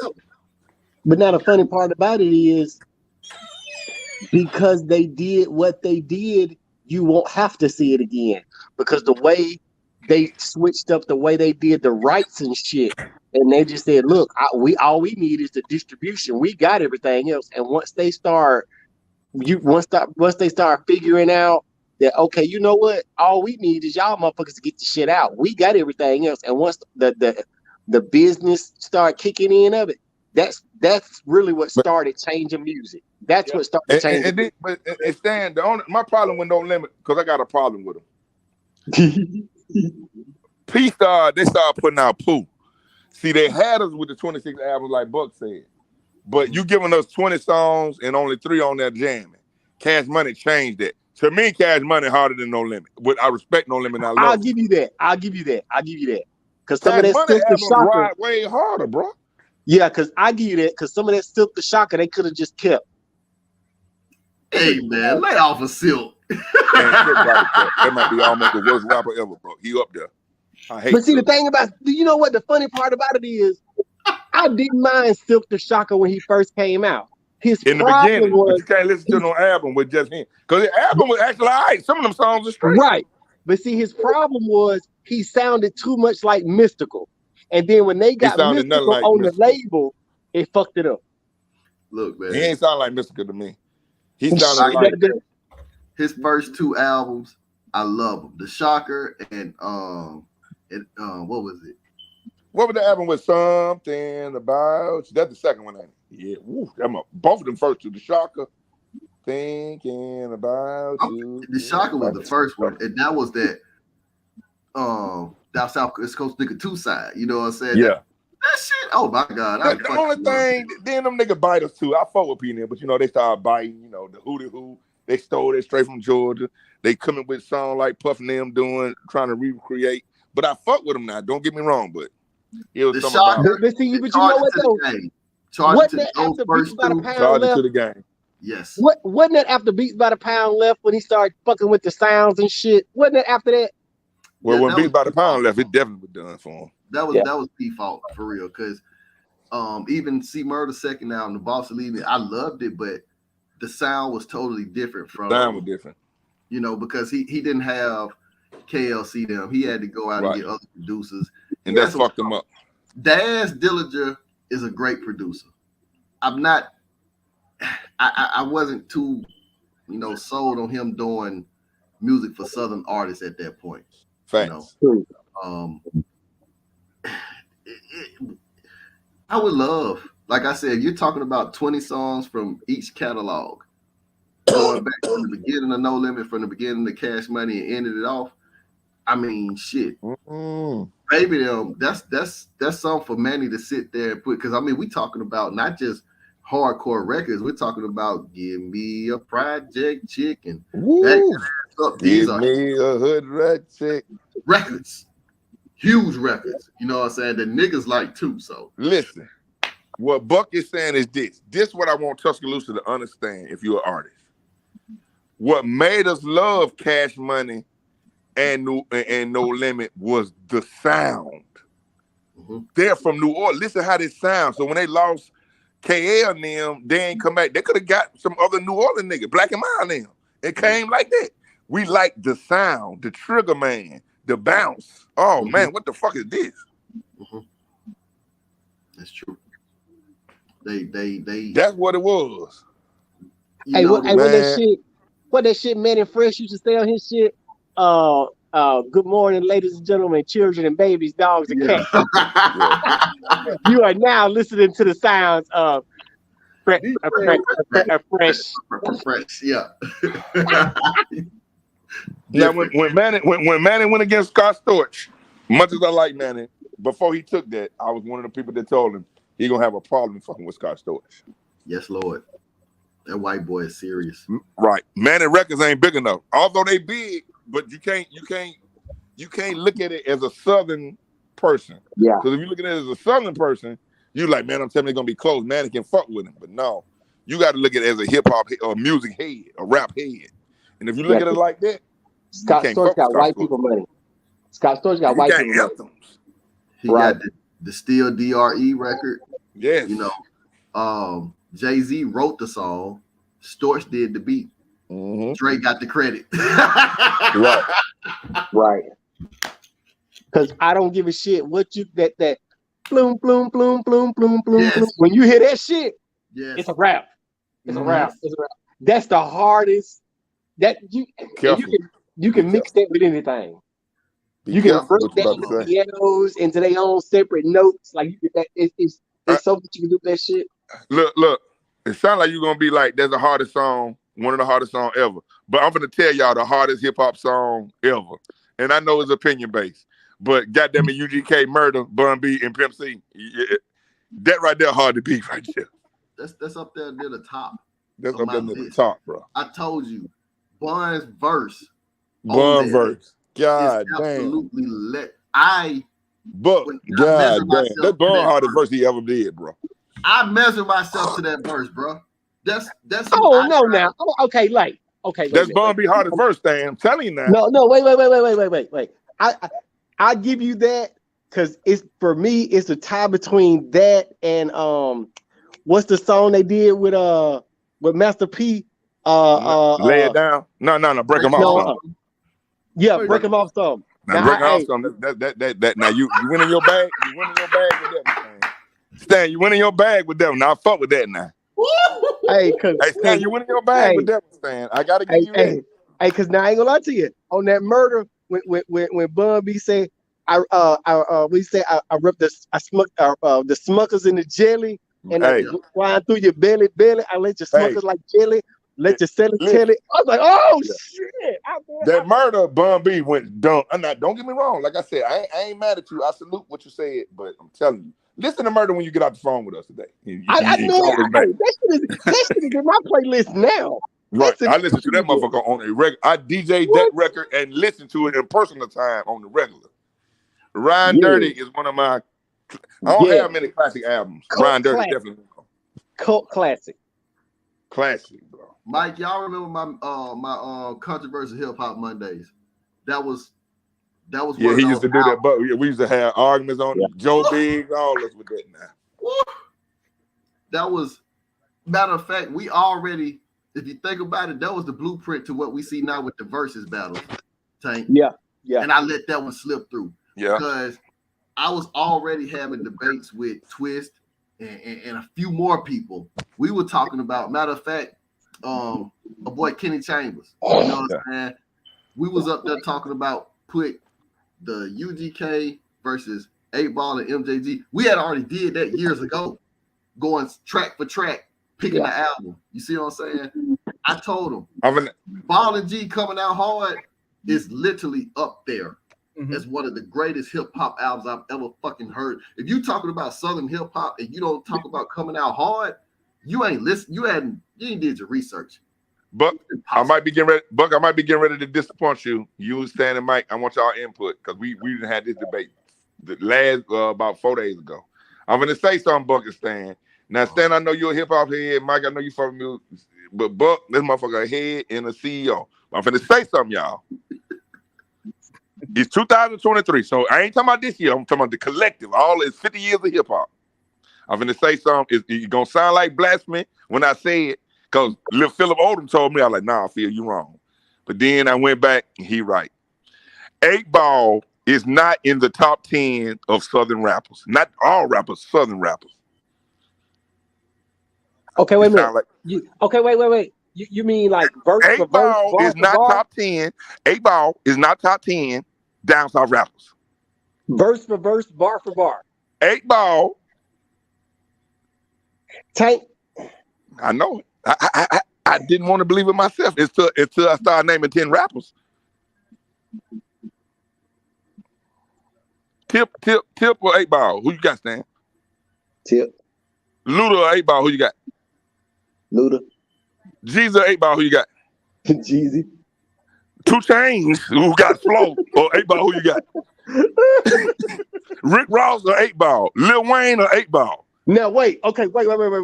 Hey, Lil 8 Ball cannot fuck with Weezy, bro. He cannot. No. Bag up one. Ross? I don't love Ross like that. Oh, but Ross got some bad songs. But Ross? Ross got some bad songs. He really do. Now, I don't mean bad. And like that's no ugly. disrespect to my nigga 8 Ball. I love you, Primrose. I swear to God. I argue until I start. I don't like Ross like that, though. Under 3,000? I don't like Ross like that. Ross ain't Under in my top 3,000. Three stacks. I'll come back to take 3 stacks. Yes. Yes. Because 3 stacks is numero uno. CeeLo. Ooh. CeeLo the second tightest nigga from the whole Dungeon family now. Oh, no. I like Big Boy. CeeLo the only nigga out there that then ate Andre 3000. That's on Get Up, Get Out. Just listen to it. That's all I'm telling y'all. We all love him now. The most talented one out of the Dungeon family. That's all I'm saying. That's all I'm saying, bro. Okay, but that's because the nigga can it don't sing matter. and all that shit too. Hey, it don't matter. We just talking about us. We ain't no all we talking about is top 10 in the South. Damn, man. A nigga, but this what hurt me so bad when the nigga gut punched me. That nigga said 8 Ball ain't. He ain't better than MJG, but I disagree with that. But it's opinion. But the nigga told me, man, he ain't top 3 in the city he's from or cities around, and that's facts. Scarface, he ain't better than Scarface of Houston. But he ain't from Houston. He from Memphis. I know. No, I'm finna get to that. Or Slim Thug, they went to Houston. He not tighter than Yo Gotti, bro. That's where the record label was at. He's a Memphis nigga. He always been a Memphis nigga. And you talking about as far as Memphis rappers go, give me 3. 3 better than Ball out of Memphis? No, not better than Ball. That I mean, give me. You know, he in the top 3. Who y'all gonna put above him? You can't say Dolph. Dolph run Nah. wasn't long We enough. He ain't was a gonna great say. lyricist. We ain't gonna Yo say Dolph. Gotti, he was on record with Yo Gotti and had a better verse than Yo Gotti. Nobody. That's why I'm glad Buck on the phone. Lyrically, Moneybag Yo can fuck with him. Moneybag Yo the tightest Memphis nigga to me. But what about Dinka told me this? What about Don Tripp and Starlito? they ain't from Memphis. They from Nashville, ain't it? No, they from Memphis, ain't it? One of them niggas from Memphis. No, them niggas from Nashville. Pardon me, both? If I'm not mistaken. Oh, Carlito from Nashville because he had beef with Young Buck. Pardon me, I could be wrong. I thought they were from Memphis. But I would, but them, I wouldn't count them no way because I put them. You gotta count them. Shit, you gotta throw not top 5. I'm talking about not from top the 5. No, I'm talking about in the city. I'm talking about in the city. We can even include them even as in Nashville because you ain't gonna put them on above 3 6 Mafia. Oh, so again, we ain't through with that. He tighter than everybody on 3 6 Mafia. Project Pack, Juicy J. Yeah, matter of fact, Pat actually flow came from 8 Ball. Yeah, yeah. That Ball started that first. Right. Pat Right. that flow up. But now, Juicy J, I don't know. Juicy J might be up there as far as Memphis niggas. Juicy J might be up there. He ain't no goddamn lyricist. Nobody. Matter of fact, Don P from Denver. Okay, Don Tripp. No, my bad, Don Tripp. But you might be right. I don't know why I thought they were from Nashville. I mean, I don't know why I thought them niggas from Memphis. No, Starlito from Nashville. Not Don P from Memphis. Don Tripp Tripp from Memphis. That's what it is. Yeah. But now, damn, 8 Ball, shit. Trying to tell be you. honest with you, it depends on the It record. just depends on the style. Cause I ain't gonna lie to you. Cause even if you're not gonna put him top 10 Southern rapper, Space Age Pimpin', and that motherfucking Coming Out Hard album is up there. Listen, what y'all? I'm glad I jumped on the show. The way y'all feeling is the way I was feeling, but when niggas start saying names, I just was looking like, God damn, man. But okay, but see, that's the thing. Cause see, that's the thing. Some of what made 8 Ball and MJG what it was is their flow together. Yeah. So it's kind of hard. It's kind of hard to let 8 Ball stand on his own. Cause to me, I disagree. No. The reason, no. Album, and then we can separate verses. We all us like hip hop. We know how to separate nigga verses now. I know what you're saying, but I can separate nigga verses, bro. Because I ain't gonna lie to you. What was the song? 8 Ball MJG was on with Tila? That hoes in the club. No. Cause them motherfuckers like shit. And then what was the song them niggas had with Diddy? What's the song the niggas had with Diddy? Like that shit, like I don't know, man. Like they had a whole album, Living Legend. They had a whole album. I don't know, Tank, man. We might have to put 8 Ball in. We might have to put 8 Ball back up. Let's just be honest, guys. The latest shit that you've heard from Tip and Jeezy ain't been motherfucking premium shit. Okay. Now, I ain't gonna lie to you. I like that on my back. I like that on my back with him and that's one, Stan. I'm talking about within the last 5 to 6, maybe 7 fucking years. The shit that we've had from the both of them two niggas. It's like you can. Now, I like Jeezy better than Tip, overall catalog. But Jeezy been letting me down. But I like Jeezy more than Tip. I quit fucking. I ain't gonna say fucking with, but like Buck say, and I'm gonna go further than Buck with Tip. He come with me. It ain't. Y'all can't name. It's like you can't even name no records from them niggas on that level. 2 Chainz. No, wait a minute. Now, wait a minute. I will say this. T.I. got a song with it's old. I ain't gonna lie to you. It's maybe 3 years old, maybe 2 or 3 years old. It might be Yo Gotti on that motherfucker too, because they had what's old buddy that died with the Pats. They had his son in the video. Dobie. They had Dobie's son in the video. And I can't think of the name. But yeah, as an album as a whole, because I listened to that Libra album from Tip. Like, it's okay. It's okay. Nigga, tell Philip to holler at me, Tank. I'm ready to debate with that shit. But we music edition. Buck, I ain't through naming niggas though, Buck. Hold up, y'all. Hold up. We not through naming niggas. Is 8 Ball better than Killer Mike? No. We know he's not. I know y'all want to say he is, but No. we know he's not, Buck. Buck, you my brother, you my little bro. The silence right there. I know you looked at it right quick, but you can't. You tried to go through the song. Yes, Ball got bigger songs, but Ball cannot out rap Killer Mike, y'all. We know this now. No. He can't. No, Killer Mike was on one. Killer Mike was on one, but what's the most premium? Sci-Hi the Prince. He can fuck with Sci-Hi. What can you name? But what can we name off top as of recently? That we can't talking about. But now I'm not again. Hard was back in '93. And Killer Mike ain't got no album tighter than Coming Out Hard. I will agree with that. I'm agreeing with that. He got a record bigger than Mr. Big. He don't. Killer Mike ain't never had a song bigger than Mr. You can go right now and play Mr. Big in a club in the South, and then play a record from Killer Mike. And you're a DJ, and you know that. Mike, you got damn ears too. For real. Like I know it. Watch how motherfuckers react. Even young niggas right now will hear that song and be like, "Oh, I can't wait to get Phil on the phone." Cause Maul on your side. Maul ride with you, but Maul mad at us. We told Maul so goddamn mad. Maul said Lost is a classic. We like, hell no. Man, that motherfucker mad, but Maul really mad. Lost is a classic. I think it was. It's not no classic. It's fine. It's good.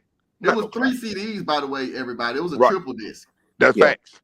Solo. But now that Killer Mike though, that reaction, that shit went I'm gonna let you talk to him. Adidas was his biggest record. No, Adidas was not. The action and that reaction. But that was his solo album. Adidas was the biggest single on that. But his biggest songs might have been the Purple Ribbon All Star. Yeah, the whole world looking at he right. I know that. The whole world was waiting for us believe like, who the fuck? But that's why I ain't jump back off the porch at you, because I know you were gonna hit me with that. Hey, Tank, now keep it real. The biggest song was that. You right. I can't argue with that. Yeah. But we know Ball can't fuck with Killer Mike now. But now we just know that. I don't. We love 8 Ball. Love. Don't do that, but don't do it. I know you want to do it. Don't do that. Let me tell you why. I am an MC. I haven't heard. Right. That's why I'm saying.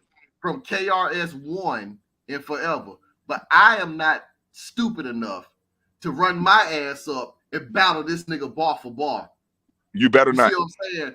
Keep that in mind. You don't push a nigga like Ball into a corner and challenge him. Ball can't beat Killer Mike just rapping against him now. Bro, now when you help father that nigga's skills. Now his songs are better. But I don't know, Buck. I'm not. It's not. I don't know. I know he can't fuck with Killer Kid from Adamville. Now, what I'm telling you now, he can't. I don't know, man. But now, Buck, you got to think. Now you just said a while ago that the Dungeon family was up there, and Killer Mike was with them niggas. That's a collective group. We're talking about them versus Wu-Tang. But you're talking about you can get LP and Killer Mike to go against MJG and 8 Ball in a versus battle. And but they can't beat 8 Ball MJG in no battle. That ain't what I said. I said Primrose by himself against Killer Mike. Now they can't beat 8 Ball MJG now. They can't do that. Same context. You saying bar for bar, verse for verse, or whatever. Because in the verses, it's about song material, but you're talking about. I agree. Killer Mike is one of the most scariest guys to go head to head with, and I don't even think Tip would want to go ahead. They did it on the record with Bone Crusher. I got a hot 4 fever. Call that bitch Bonita. Knock the apple off any bubble. A hollow heat seeker. Red Cross, take blood by the leader. I never leave her. My bitch is Vixen. More liquor, send that ass to God quicker. No matter your religion, you Muslim, Maul can't wait to talk to you. Maul can't wait to talk to you. Hey, but now, with that, and that was Killer Mike on that song. Tip had him. Tip had him on that song. Oh, I don't That know. made you know who Tip was on that song. Let me tell you something about that. 'Cause That Tip song said reminded me of Big Pimpin'. Because if you go back and listen to Big Pimpin', bar for bar, Bun B was the coldest motherfucker on that record. Bun B was the live nigga on the record. Memorable verse is Pimp C's because it's Pimp C. Yeah. And I fought with Pimp, but he still had the third best verse. Jay verse was second. I keep trying to tell folks, man. We love Pimp C. We love his sound. I think part of that was how they set the song up. I think that Pimp C he was the one that first verse set the stage for the song. And I think if you we liked it. Well, Jay went first, before because he came back with a verse. But Pimp C, it was his sound. I love Pimp C now. Again, it's his sound on it now. Like Buck said, Bun ate as usual. But we like the sound of Pimp C. We used to Jay, and it's a different type of sound. So Jay flows to that because Jay ain't never been. He one of my favorite MCs. He ain't never been the best floor. He been the best at rapping. Wordplay. Well, the wordplay and the way because he always attacked it as an ordinary. He's a motherfucker that attacked it as an average Joe. There never was an average Joe with lyrics or his or what he pushing to the culture. Yeah. Man, we seen this man. I tell people they like, well, I seen the video. Tank, what you think about this? You a Jay-Z stan. I'm a stan whole now. But like I tell them, hey man, motherfuckers can't go see him. When it's time to go see him, y'all can't. And he shift culture. He had the bootleggers selling button-down shirts on the side of the road. Do you think that just cause what? Yeah, that's true. That's true. I'm talking about in Tuscaloosa now. So that's everywhere. But a New York guy had bootleg niggas in Aliceville and Tuscaloosa selling striped button-down shirts at the Texaco, my nigga. Yeah. And what he said on that God did, he said the next time y'all talk about the goat, y'all donkeys need to know this. Right. Jay do what he do. Park did what he did. Big did what he did. But now, right now, and the motherfuckers looked at me crazy. They know Jay my favorite artist. But right now, Nas is the king of East Coast hip hop. The Nas album. I've been a Nas fan since Illmatic.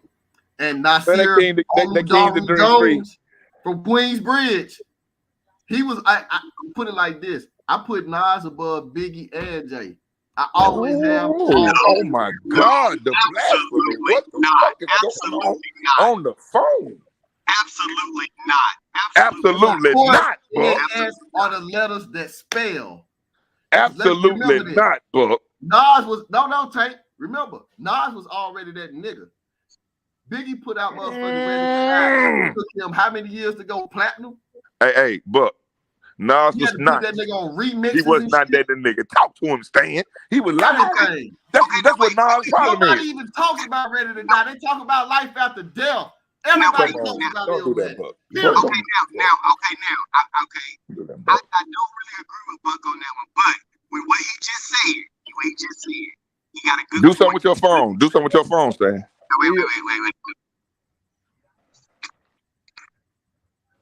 Man, I would need Maul on here and Phil, but for your goddamn, I knew. Is that better? No, it ain't no better at all. Nasir Jones. I just said, now listen, Buck. Right now, he is the man. That to me, when he got with Hit Boy, that was his shit, man. Now the shit is what it should be. To me, he always had suspect beats back in the day, and the Bravehearts trash, all of them.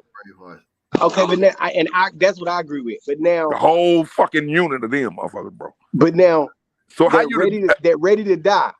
He had to get on the B side of Craig Mack to get that out there.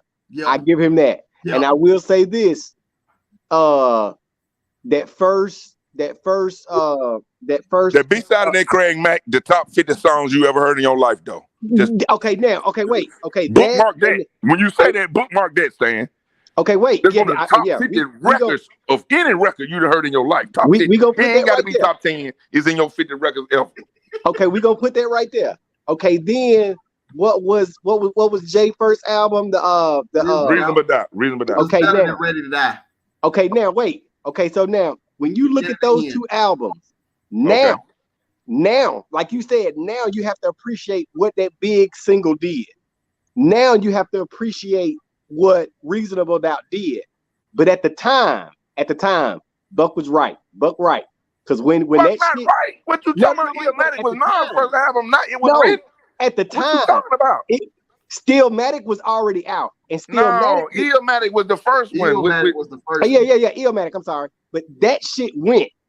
Shit went, and it took a second. It took for Life and Times to come out before Jay-Z popped, and it took that next album for Big to pop. So, but now, no, wait.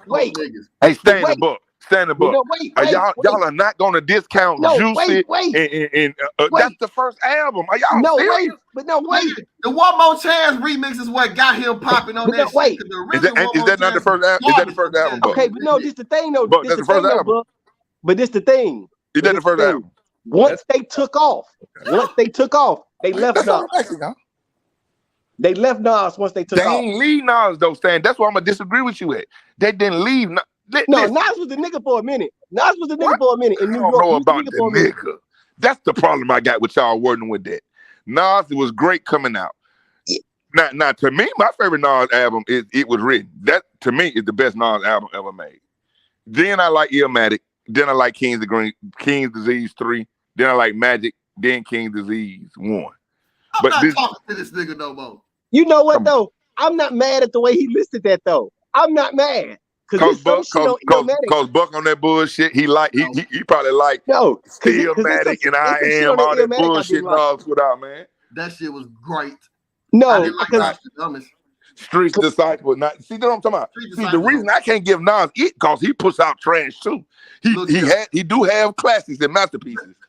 Jay-Z ain't put out but one trash. He ain't put out but one mid album, almost trash, and that was Magna Carta. That's it now. The Magna Carta was trash. That Blueprint 2 was all that damn great. Blueprint, it wasn't trash though, bro. Magna Carta was trash to me. All that great. That was a double. I like Magna Carta. I did not like that shit. That was too much shit. That Blueprint 2 was too many fucking songs. That's true. That's true. Could have made that one album. If he could have made it one disc, we would have been talking about something. But that was bullshit. And for the record, like I said, yes. Ready to Die, it took it forever to catch on because nobody remembers the original versions of One More Chance. They only know the fucking remix because the first version was fucking trash. But the only thing they ever really talked about was the record that they had Method Man on, who was his only fucking feature. Outside of Warning, which is a great record, Juicy was okay. And then it took the big kick in the door. It was great. I don't want to do this with you. I can't wait to get. I can't wait to get Ma on them on the phone. I can't believe Buck. I can't believe Buck got this blasphemy. Mike, you a radio station owner, and you let Buck sit on here and say Ready to Die was okay. Did they not remix this nigga? Put them on remixes and shit to get that fucking album. Make remixes, Buck. Do Puff not the remix king thing? But okay, now I will say this though. I'm gonna say this. Don't do that. Flavor in Your Ear was a remix, but right. That was That being said, we're gonna do a Man Cave music. We ain't gotta go do it. We gotta get us off the thing. We gotta keep going. I ain't ready to go now. Put it to wax to call these other niggas. That's what I need to get on the phone right now. Cause Buck is with this blasphemy tonight, and me and Stan are not going for it tonight, man. Seeing Philly feel the link. This man just said Phil sleep. Mom had to be Phil got to go to work in the morning. I know Phil out here. Oh shit. Stan. Hey Stan. Hey Stan. Hey, I'm gonna say this.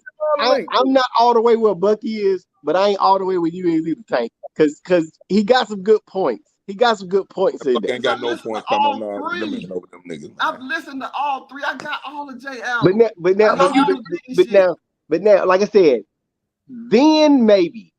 Now you are not gonna tell me that Nas is over Jay-Z. Like you can't. Hey, see, what me and Buck telling you on this is, I'm telling you, go listen to that King's Disease 3 and that Magic. No. Nas in his shit, man. 1 and 2 before yes, sir. Incredible. Yes, sir. No, but see, Incredible, okay, bro. because now to me, for real, Jay-Z ain't had the last 4 albums ain't been incredible, bro. This man got 4 bangers in a row. Wait a minute. What album wasn't good? You didn't like That's not what 444? I listen. Wait, Stan. You ain't listen to the Nas, bro. They are incredible, is I what have. me and Buck telling you. Well, okay. Okay, see, I will say this. Some of what my issue with Nas was, like you said, the beats be suspect. Beginning, they be trash.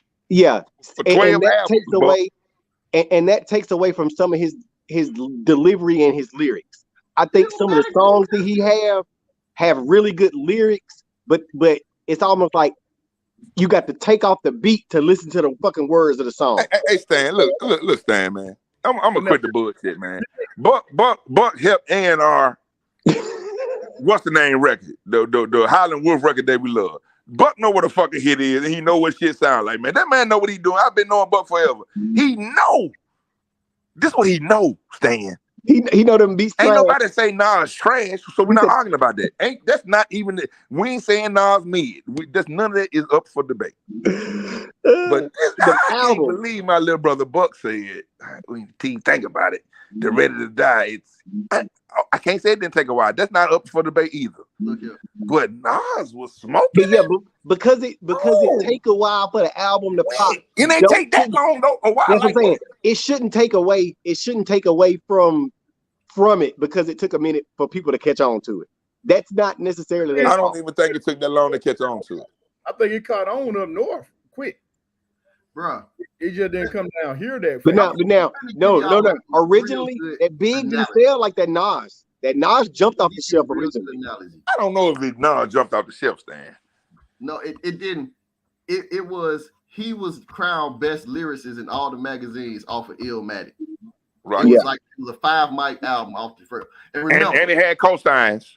It was perfect. It's only 10 fucking songs on there. That's Biggie's first album had 17 damn tracks.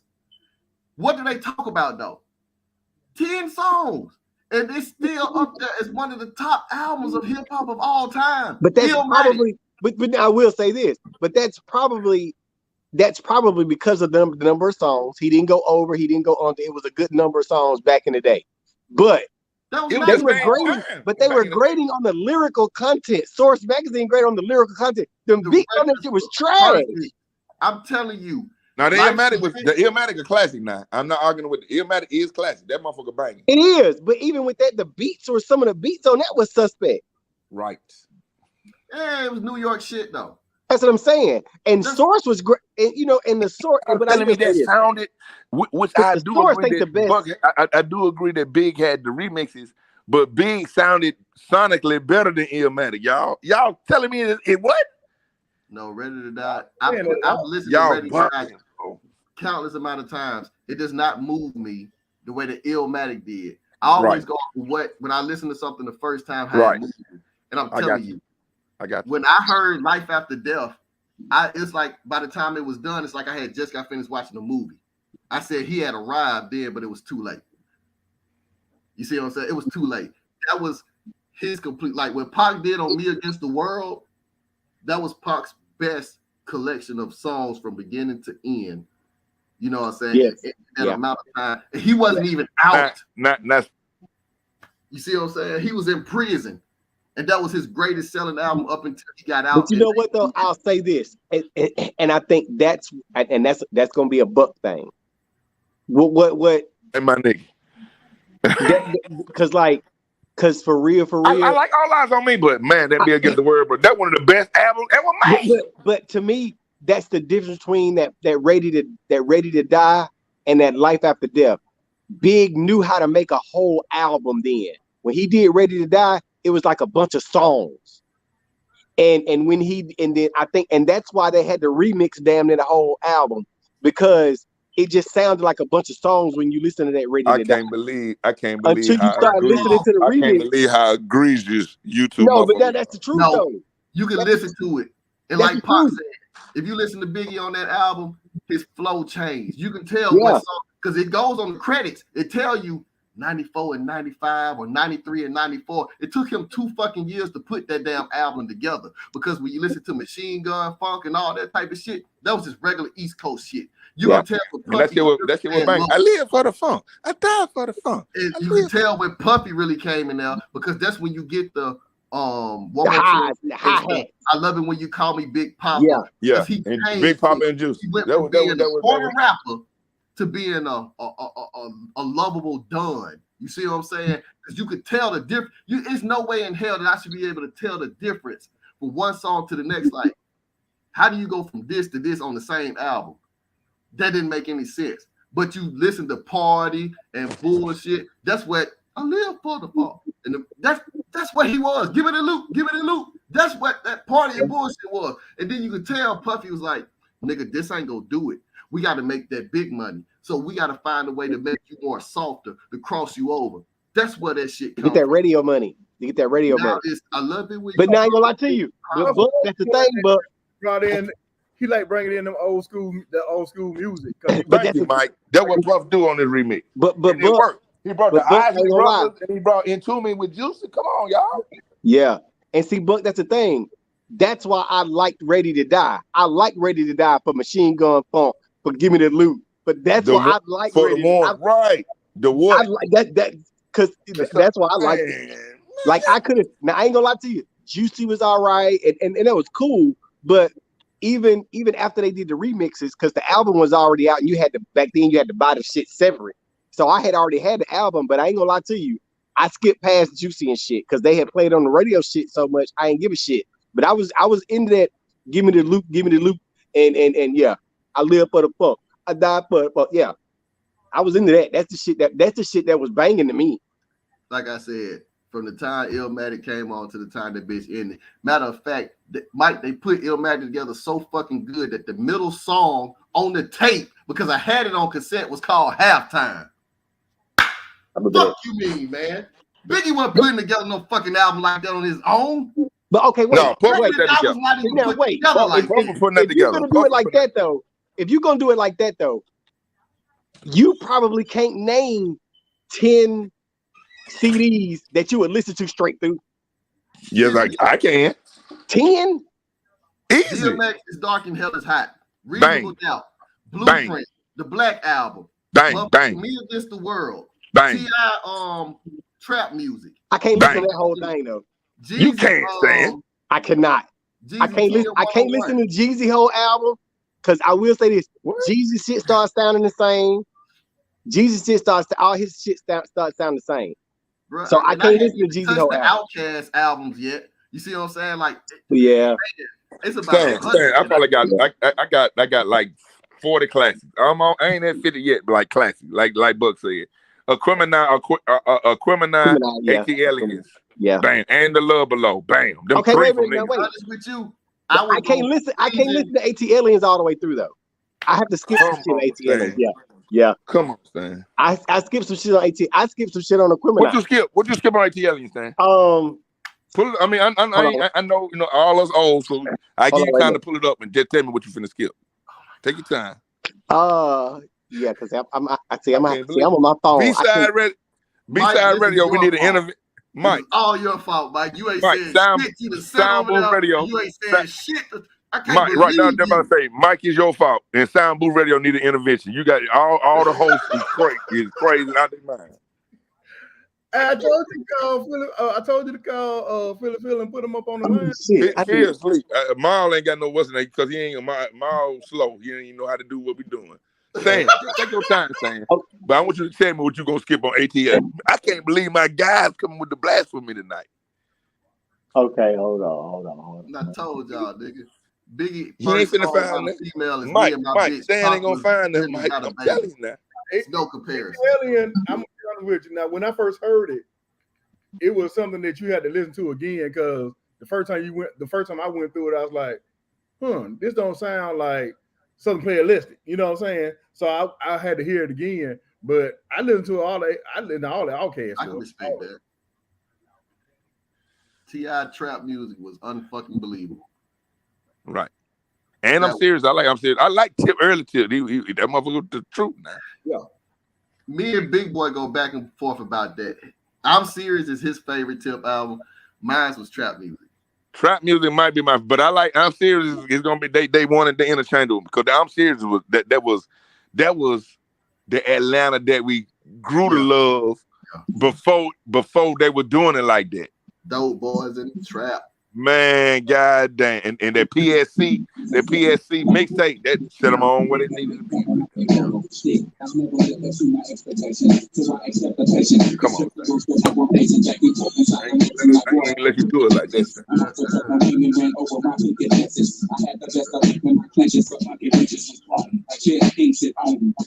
Okay, I take that back. Yeah, that's what I thought.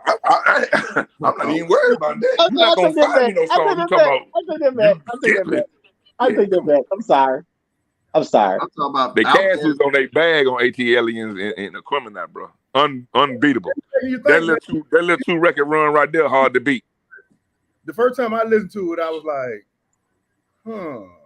and then because I had one hit on cassette tape too, and Ooh, dang. Hey, I'm gonna tell you Dang, that make you want to say a crack today. What's wrong with you, man? I can't believe I can't wait to talk to my guy. Buck. Music. Hey, Buck. You know, gotta come see you today. Please. And you know what? Because Phil is a diehard Biggie fan. Phil, when he hate motherfucker, he is all time. He like Biggie, Fabulous. You know, he like nigga like that hardcore. That motherfucker say that he hate Pac. He ain't like Pac. Pac like his 30th rapper. I said, what? I can't do that. Pac. They say that. Bruh, and I'm gonna tell y'all something too.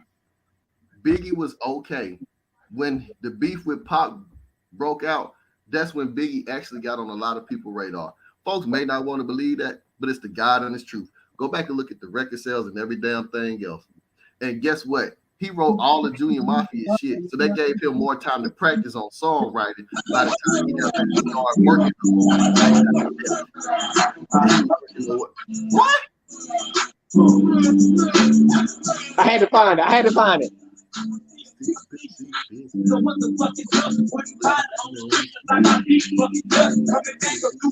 In a Fleetwood Mac. Yeah. She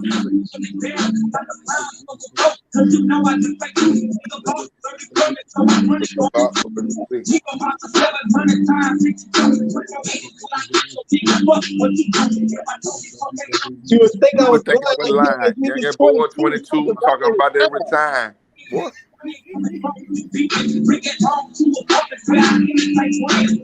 Okay, yeah, I got to find the verse. Yo, Mike, it's your fault. Hey, Mike.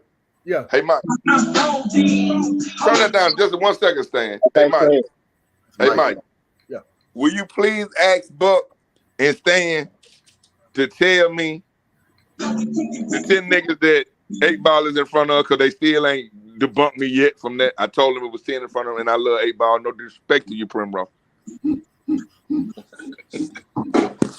It hurt my own heart. It hurt my heart too, Mike. It hurt me, Mike. So I want them two to be hurt. I to be honest with you, Ball and MJG are about equal to me. Although I like 8 Ball a little better than MJG. I think What are you doing, Stan? better rapper than Huh?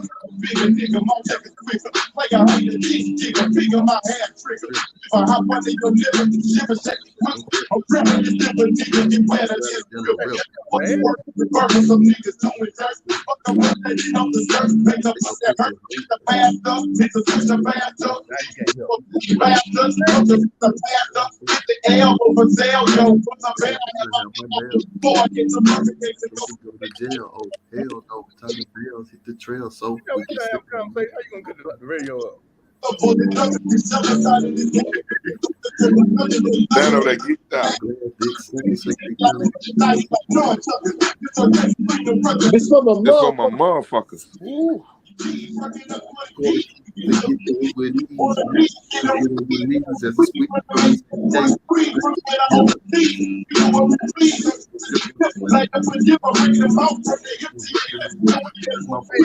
That nigga Bun Rip. Here you go. Here you go. Here you go. Really fine.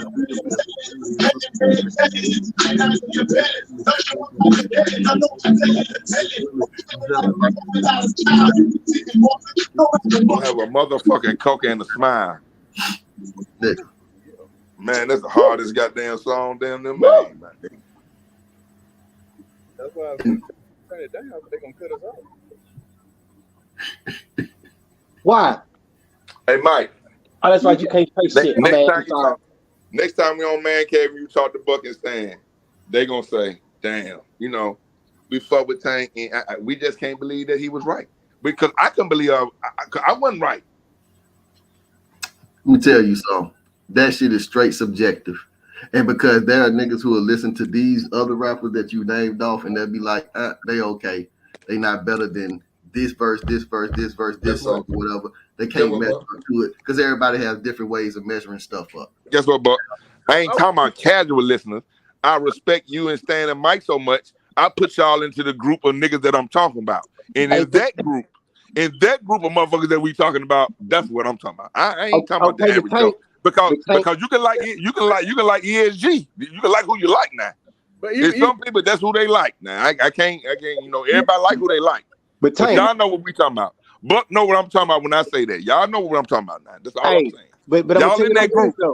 Y'all might be in the other groups, but y'all two definitely in that group. So that's all I'm saying to y'all now. Hey, but see the thing about that though, Tank, like if you gonna have an 8-ball MJG argument, you gotta have this right here. Cause deal with the shit.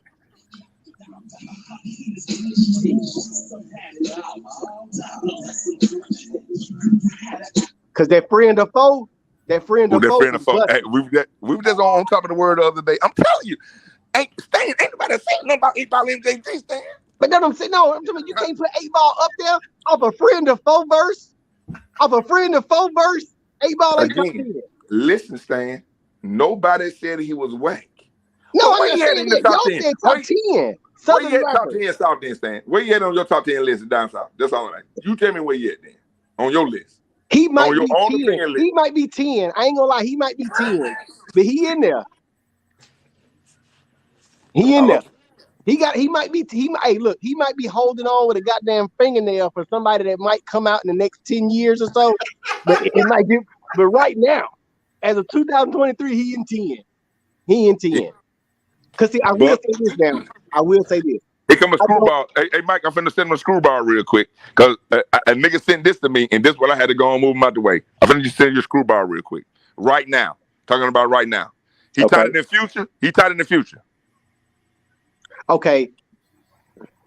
Future got a long future career is long. It got more But okay, if we're talking about lyrical content, yes. Is he tied it in? Oh, come on. Bar for bar, 8-ball MJ could go with Future, yes. Because Future mumble half of his shit anyway. Okay. Now, I like Future. Future's top 20. But like, okay, because see, this is the thing. In top 10, bar for bar, I can't go with Future because I can't understand everything he say. I can't go with Young Thug for the same reason. The bar for bar, I don't know. I think Migos might have him, but they need to be a group. They're a group. Individually, I don't know. Like Takeoff might have been able to get it, maybe Offset, but they're niggas can't fuck with Future. I will give you that. That's what I said. But to me, they're a group. You can't have one out there without the other two. That's why it's gonna be interesting. Because I didn't mind what was it, the Only Built for Infinity Links. I didn't mind that. Cuban Links. No, Infinity Links was Migos now. Oh yeah, I got you talking about the Migos. Yeah, they did steal the name for Only Built for Cuban Links, but they didn't know. They stole the shit out of the name. What they ain't stealing. They said they paid them homage, so they're good. No, they let them know they're gonna do it. Yeah. But yeah, like with Future and Young Thug, like I can't. They don't hit it for me because, like I said, I can't understand half the shit you're saying. Like so, and to me, and I go like, and for me, as far as how Buck feel about Big, that's kind of how I feel about Rick Ross. Rick Ross don't spit no shit just by himself. He got to have a feature for his shit to sound good. To me. Now, the Future argument Now this what I was on. I feel what you're saying now, because I was really almost on that until I checked myself. I was like, but damn, because I got a homeboy that hates Future. He hates Future because of the Future verse with Kendrick Lamar. When he was like, la di da di da, it was wank. It was garbage. One of the worst verses I ever heard. Yes, I will agree. But it's 2013, and Future been consistent since like 09. That's a long time, Stan. But the bars though. But the bars. But Like I said, but listen. And I agree with you. It ain't just about popularity. It ain't just about sales.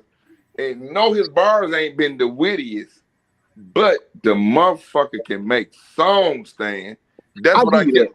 He ain't. But okay, stopped. is that him? Is that him or is that Metro Boomin and hey. Only thing I know is he ain't stopped, bro. He ain't stopped. That's hard to do now. Come on, y'all. We talking about 12 years, 13 years. That's not easy. That ain't easy. And I'm talking about not me. He ain't putting out now. Now we might not say, well, he lyrically he ain't talking about shit, but he putting out bangers. Bro. I mean, yeah, because for real, when you listen to Future, you listening for the vibe, not the lyrics. Right. So I mean, so that's why I said bar for bar, I think 8Ball will get it. I think 8Ball will get it. I don't know. You know what I'm saying? Like, and that is what everybody was asking. Tank, you talking about bar for bar? They asking that question because you know what I'm saying. Some of these folks they got these songs, but like I'm not a big Future fan either. Mm-hmm. So you know what I'm saying. But I like Rose. So you know, Stan don't like Rose. I like him. I just don't think he lyrically. I don't. Now I will say this. Now he got a couple of shits. Like he got a what's the song with he got a song Devil him and Jay-Z. Devil in Blue Dress. Devil is a lie. Now he got that motherfucker. Now they went with him and Jay. Him and Jay was like, okay. I was like, okay. He you know, but I gotta agree with Mike. Ross got flow, bro. I understand a lot of motherfuckers don't like him, but Ross can go. But again, to me, that's a vibe. That's that champagne clinking Maybach music. To me, that's the vibe. That ain't just he just got fire bars. He got some bars, but Wayne and Jay ain't gonna fuck with you if you ain't got no bars, bro. I think he got some bars now. They pulled it out of it because for a long time, a lot of folks said Master P and them couldn't rap, and then they ain't got no bars, Mike. They can't. Now. No, Master P we fuck with them, but they can't now. Hold on, let me finish. Okay. But then when they did that that collab with LL Cool J and that 5 what? I don't even know what that is. You talking about that 5 4 3 1? Man, Mike, you want to talk about shit on that? But now, okay, that's probably his best set of lyrics. That was Master P's best lyrics, and he wasn't talking about shit now. And see, to me, like, and I'll say this, because like I don't count Master P as a rapper, even though he say he is. I don't count Dr. Dre as a rapper. I don't count Birdman. I don't count them as rappers because somebody was writing their shit. Oh yeah, definitely. And okay, and see, this nobody writing P shit. That was P doing it, bro. P freestyled that shit. Mia X said it. She said P was just Are you serious? Dead serious. Nobody wrote P shit. P was freestyle. But I can believe it. It sounds like it. It sounds like it. Yeah, I just say it sounds like it. But P Diddy and Dre and no, Bird, Diddy had writers. Yeah, they all had writers. Diddy had writers. But see now the difference between Diddy and like Baby, you knew Wayne was writing Baby shit. Yeah, somebody was writing Baby shit. But now the first Baby shit was all Baby. But now, even with that, he couldn't deliver on none of them lyrics. None. He had Wayne, and Wayne was doing some shit. You got to remember, like Bud was getting ready to allude to, or what you alluding to, Stan. I mean, Wayne catered it to him still, because you can't sound like Wayne. Because, it was a mistake when when Bow Wow came out with that Bow Wow album that Tip wrote the whole album. You sound like Tip and kind of look like him. That's gonna be a failure. You can't do that now. So Wayne writing it, but he got to write it towards Baby. But we still knew that it was Wayne. But no, but even with that, because some of the shit that Baby was saying was hard. That was nothing but Lil Tip, man. That was crazy. But now, just like what's the song with DJ Khaled? They got Baby and Wayne. They like back to back. On the song, We Taking Over. Is it We Taking Over? Yeah. It got Baby on there, and then Lil Wayne, because that's the Lil Wayne versus star. I Am a Beast. Feed me rappers or feed me beats. Yeah. Baby had the verse before that, and you knew Wayne wrote it, and that was a hard ass verse. Baby just sounded like shit. That was a hard. If you go back and listen to that song, listen to Baby verse. Baby had a hard ass verse on that song. Fucking with a nigga that's paper long. Mama don't see her baby gone. Shit. If you want to hear some hard ass verses from Baby, go listen to that Like Father, Like Son album. Oh yeah, 100%. I used to listen the hell out of that bitch when I was living in Atlanta, man. That was almost 100%. That was that Stun Like My Daddy and shit. Man, god damn, Stan. Yeah. Yeah. Go listen to Like Father, Like Son. That motherfucker, let's go. I'm about to go back and add some shit to my catalog. I forgot all about that shit. I'm about to go back and start. I gotta go back and add some shit. Hey, Mike, Who Shot You was a good song, but it was not a great diss song. It wasn't a diss song, and I don't want to hear that bullshit ever being compared. What was a diss song? What? Hit 'em Up ever. Hit 'em Up was what? I said Who Shot You was a good song.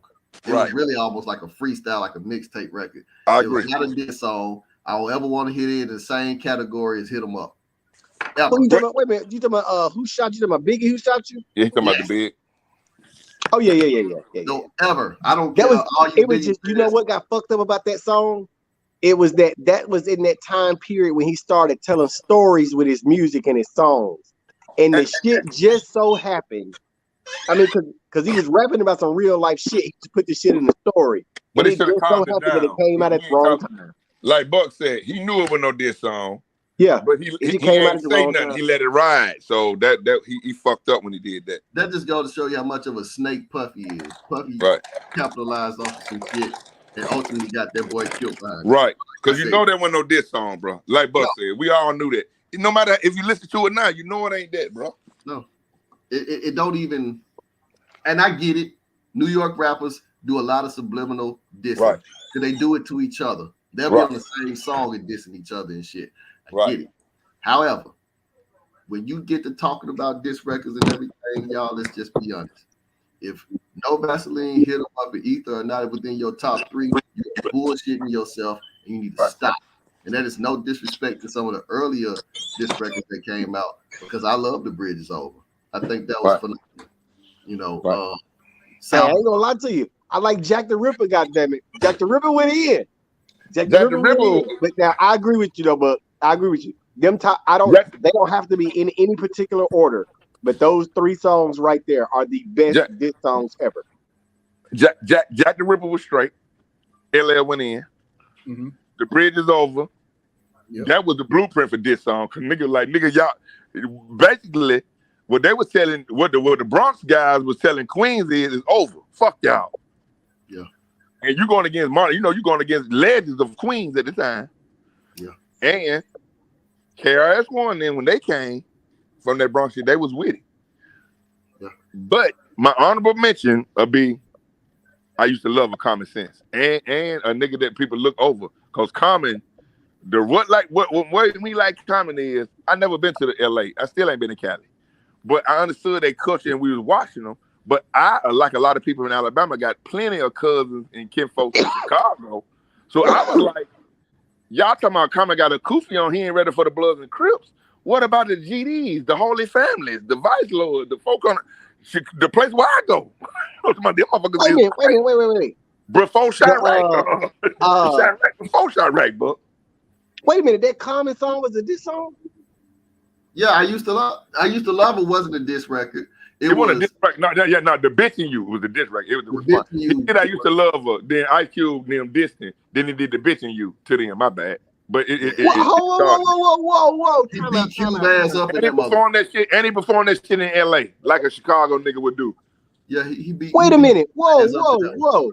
I did not know that song was about Ice Cube. Yeah. No. Not I used to love her. It was just about to No. say the hip hop. No, The bitch in you? the bitch in Oh yeah, Yeah, that's the Cube. bitch in you. He had them niggas. I gotta go back and listen to that. I never knew that. And then And he performed that shit in L.A. Mac 10 was mad than a motherfucker. House or something like that. Yeah. Because I don't think Dub C actually rapped on West Side Slaughterhouse, but it was Mac 10 and Cube that went back up after the Cube. And, you know, that was, But no, Mac 10 was mad as hell about this shit. Because it's Mac hard 10 to was find that record because I think Universal had it blocked to where you couldn't, they do some lot of fuck shit when it comes to, but yeah, Common stood 10 toes down. It sold 10 toes. I was the other way around. All my folks is out there in Cali. So okay, gotcha. So I that, to me that was like, but I live here in Alabama, and like I tell guys, everything east of the Mississippi River, the biggest gang east of the Mississippi River is the Gangsta Disciples. Don't give a shit. They are with Bloods and Crips and stuff. They are everywhere, but even here in the state of Alabama, Mississippi, Florida, Georgia, the Carolinas, Tennessee, Kentucky. Everything up through that Midwest, the Gangsta Disciples are the biggest, and they do not play. If you anywhere near the motherland, you are not gonna play about them colors and them and your hat being tilted a certain way. They live and they die by it. They live and die by it. That is King David, King, Mr. Hoover, or however they ain't playing about that. But at the same time, like you said, I never been to the West Coast, but I got people from there. My little homie, neighborhood Crip for real. That's what he is. Way back then, four people like you. I already know y'all official. I tell people, okay, Maul them, they Crips, bro. I had family in Linwood, Inglewood. Yeah, that was them from Linwood. We know the same. Man, you know the same. I don't know if you know that. We know the same people out in Linwood. Oh yeah, I know exactly who you're talking about. Mike actually knows too. I try to tell him. Yeah, I just never been to California. I don't want to go out there, motherfucker. Man. I ain't. Them motherfuckers, they too gang banging for me out there, motherfucker. We can't wear no type of hats. Everything. No colors either. No colors. I don't want to go, bro. No. I don't go, bro. I go to Dago, but I don't want to go to LA. Yeah. I just wear yellow and green. No. Yellow. Yellow and green is actually down in Long Beach too. That's Polytech. Polytech, high school that Snoop went to and shit. So you have to be careful with that.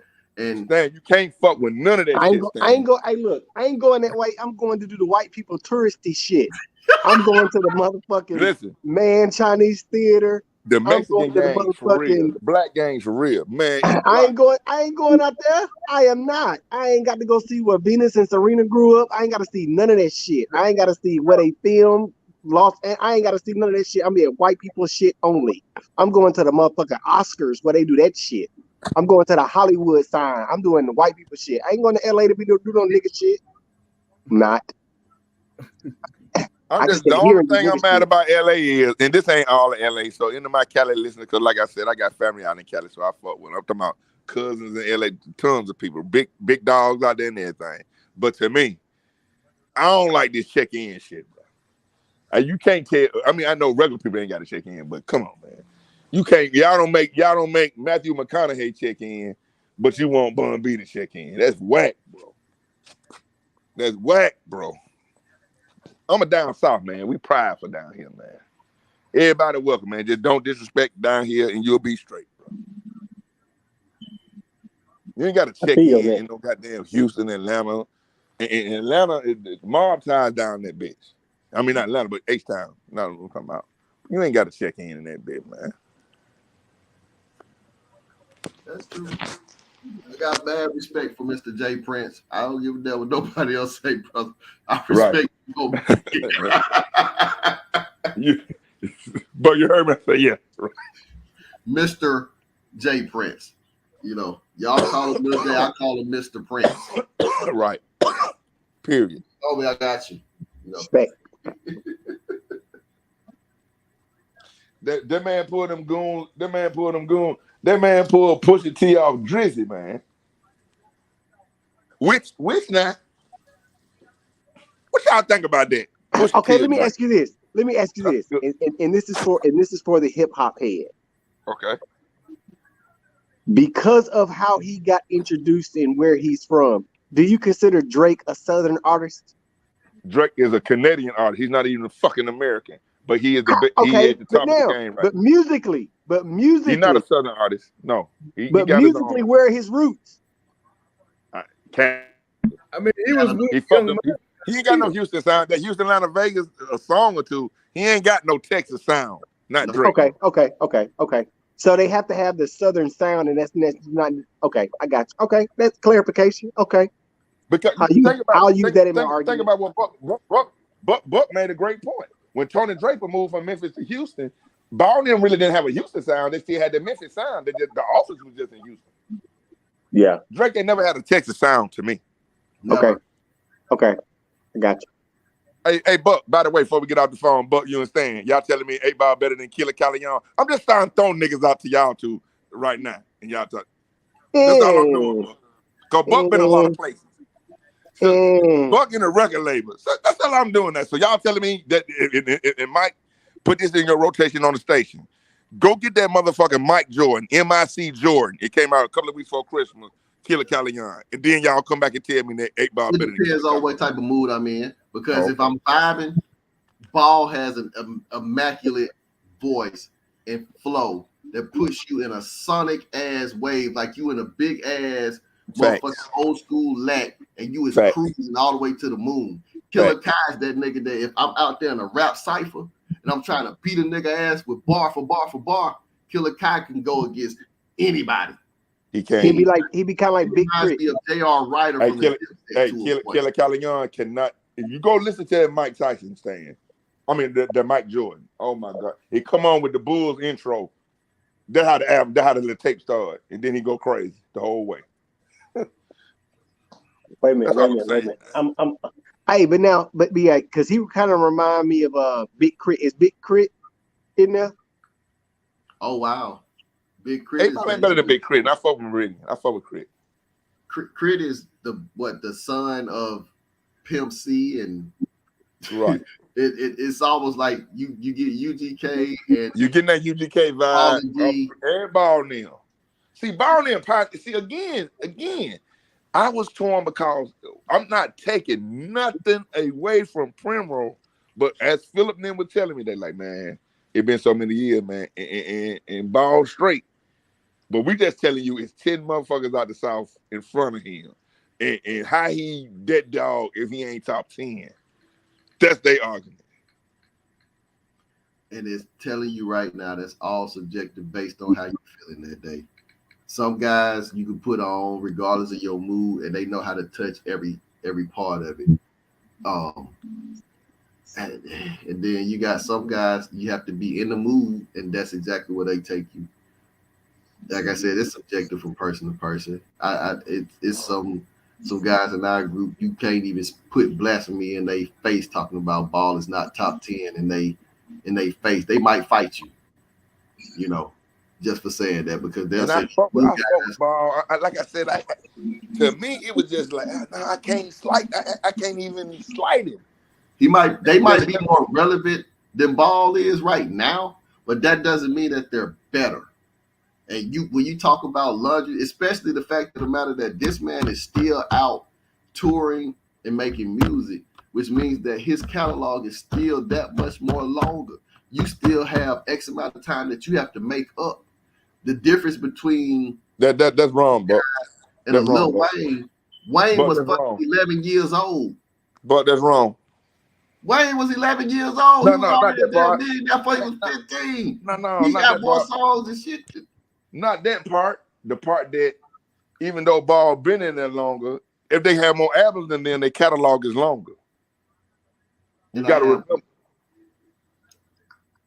I mean, he may be a longer rapper. All of them still touring. But if a motherfucker put out 15 tapes or 10 tapes, you put out 6.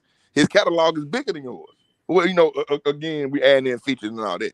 That's all I'm saying. But go ahead, continue your rant. Whether even with the quality of it, and like I said, I'm going toward. It's hard for me, and like I always say too, I don't speak too much on the new guys because I don't listen to them as much as I still listen to the older guys. Okay. So it's a little difficult for me. They're gonna have to prove to me because, like I said, I love Tip, I love Jeezy, I love a lot of the ATL rappers. That don't mean that I put all of them over 8-Ball. You know what I'm saying? But the name you put over 8-Ball. But go ahead. I'm just talking shit now. But go ahead. Yeah, I like that. I like that he even said that. But what's this guy's name? Killer Keelan. He going in rotation. He's going to rotation immediately. He's going to rotation immediately. Start with the Mike Tyson 9, and after the Mike Tyson, go back to him and run your way up. Start with the Mike Tyson. I just listened to Mike Jordan. I just listened to it. Yeah, Yeah. It's immediately in rotation. I just want, like I said, I really want. I wouldn't mind having this discussion, and I would like to have one of them nights when you can get Philly Phil on, and so whoever else you want to bring with Buck and Tank and instead we get we can get this 4 of us on here right now. We can get 6 more people on. He know to it like down south music. You know what he's talking about. Oh, I love put to it because like I said, I love having these DJs who then Mike. You belong in that down category too, Mike, because you just as essential to the music scene around here in Tuscaloosa. Yeah, we need to do this.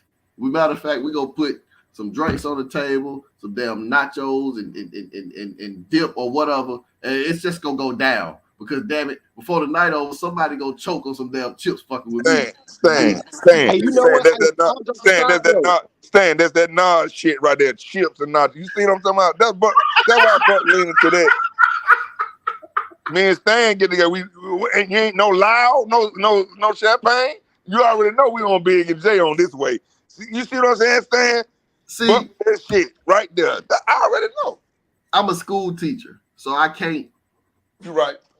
I can't. I know we ain't still on the air, but however. Actually, I can't recreationally do the things that I'm finna let y'all. That's why I'm finna get us off. Stay. Hey, it's all love. It's all love. Hey, but no, we can't wait till we do this. We can't wait. But now, for real, we need to get together. What day y'all want to do it? We can do it on a Wednesday night. That need to be. Or we can do it. Sit around the table. Right. Like drink right, Stan. Something like that. Right, Stan. Because I'm a pound at my little broski Buck. He didn't goddamn it upset my night tonight in the Eagles going to the Super Bowl. Yeah, we need to sit around the table. We need to sit around the table and do that. That's a live conversation. Because I'm gonna have to have some pen and paper. We're gonna have to have the goddamn aux cord hooked up so we can Fuck Biggie, fuck Bad Boys and staff and record label as a motherfucking crew. I'm gonna tell you like this. See, Bucker already told her he riding with the West Coast. He cripping the West Coast. So Big what Jay said. What Jay said. What Jay said. What they said. If it you wouldn't be here if Big was alive. No, if Big was alive, you'd have got the commission. Right. The commission almost was dropping. They got the commission. I tell you what we're gonna do. We're gonna find a location that we all can sit together around one big table and have this. And I'm gonna see if I can't get the cameras rolling. And we're gonna put it on there. Buck already know Big wrote Cam lyrics, Lil C, Dale Vick. What else y'all want him to do, Buck? What the fuck you want Big to do? And how the fuck did that work out? I mean, it was going good, but he died. It was going good till he died. Nigga, once the writer died, it's over. How did that work out? Y'all ain't listening. Get money. It was popping. You loved it. I loved it. Mike loved it. Stan loved it. Shit, they killed me. Hey, Buck, that was the realest shit. on the breakdown of the whole Junior Mafia. That was the realest shit. That nigga said, once the writer died, it just always the shit. Buck gonna stop doing my man like that, man. Y'all can get off Chris Wallace, man. Y'all tripping. Oh shit. Y'all Hey, said big ain't here, but life after death. Oh, motherfuckers is bugging. Hey, y'all, it's close to 11 o'clock. We're going to have to get out there because we done been on forever. We're going to keep this going. Oh, shit. Y'all let me know when y'all going to be good. We're going to see if we can't find a location so we can sit down and do this. We're gonna have a record. We're gonna have all these records. See, we need to be in a location so we can break like Stan doing. We can play these records. And I promise y'all, once we start playing these records, this is what happened to me. Hey, yeah. We gotta get the collab. We gotta get everybody. We gotta get Twins. We gotta get Emphatic. The thing I gotta agree with y'all. This was my argument. When I play Friend or Foe, you ain't what song beat Friend or Foe? Tank, you just ain't gonna let us get out this this computer tonight here. Well, go ahead. I'm through. The Eagles going to the Super Bowl. I'm gonna drunk a ball of Douce. Y'all go ahead. Hey man, y'all have a great evening, man. We'll catch up. 100. Most definitely, yeah. Y'all let me know. It's for y'all, man, so we can do this. All right, y'all have it. All right.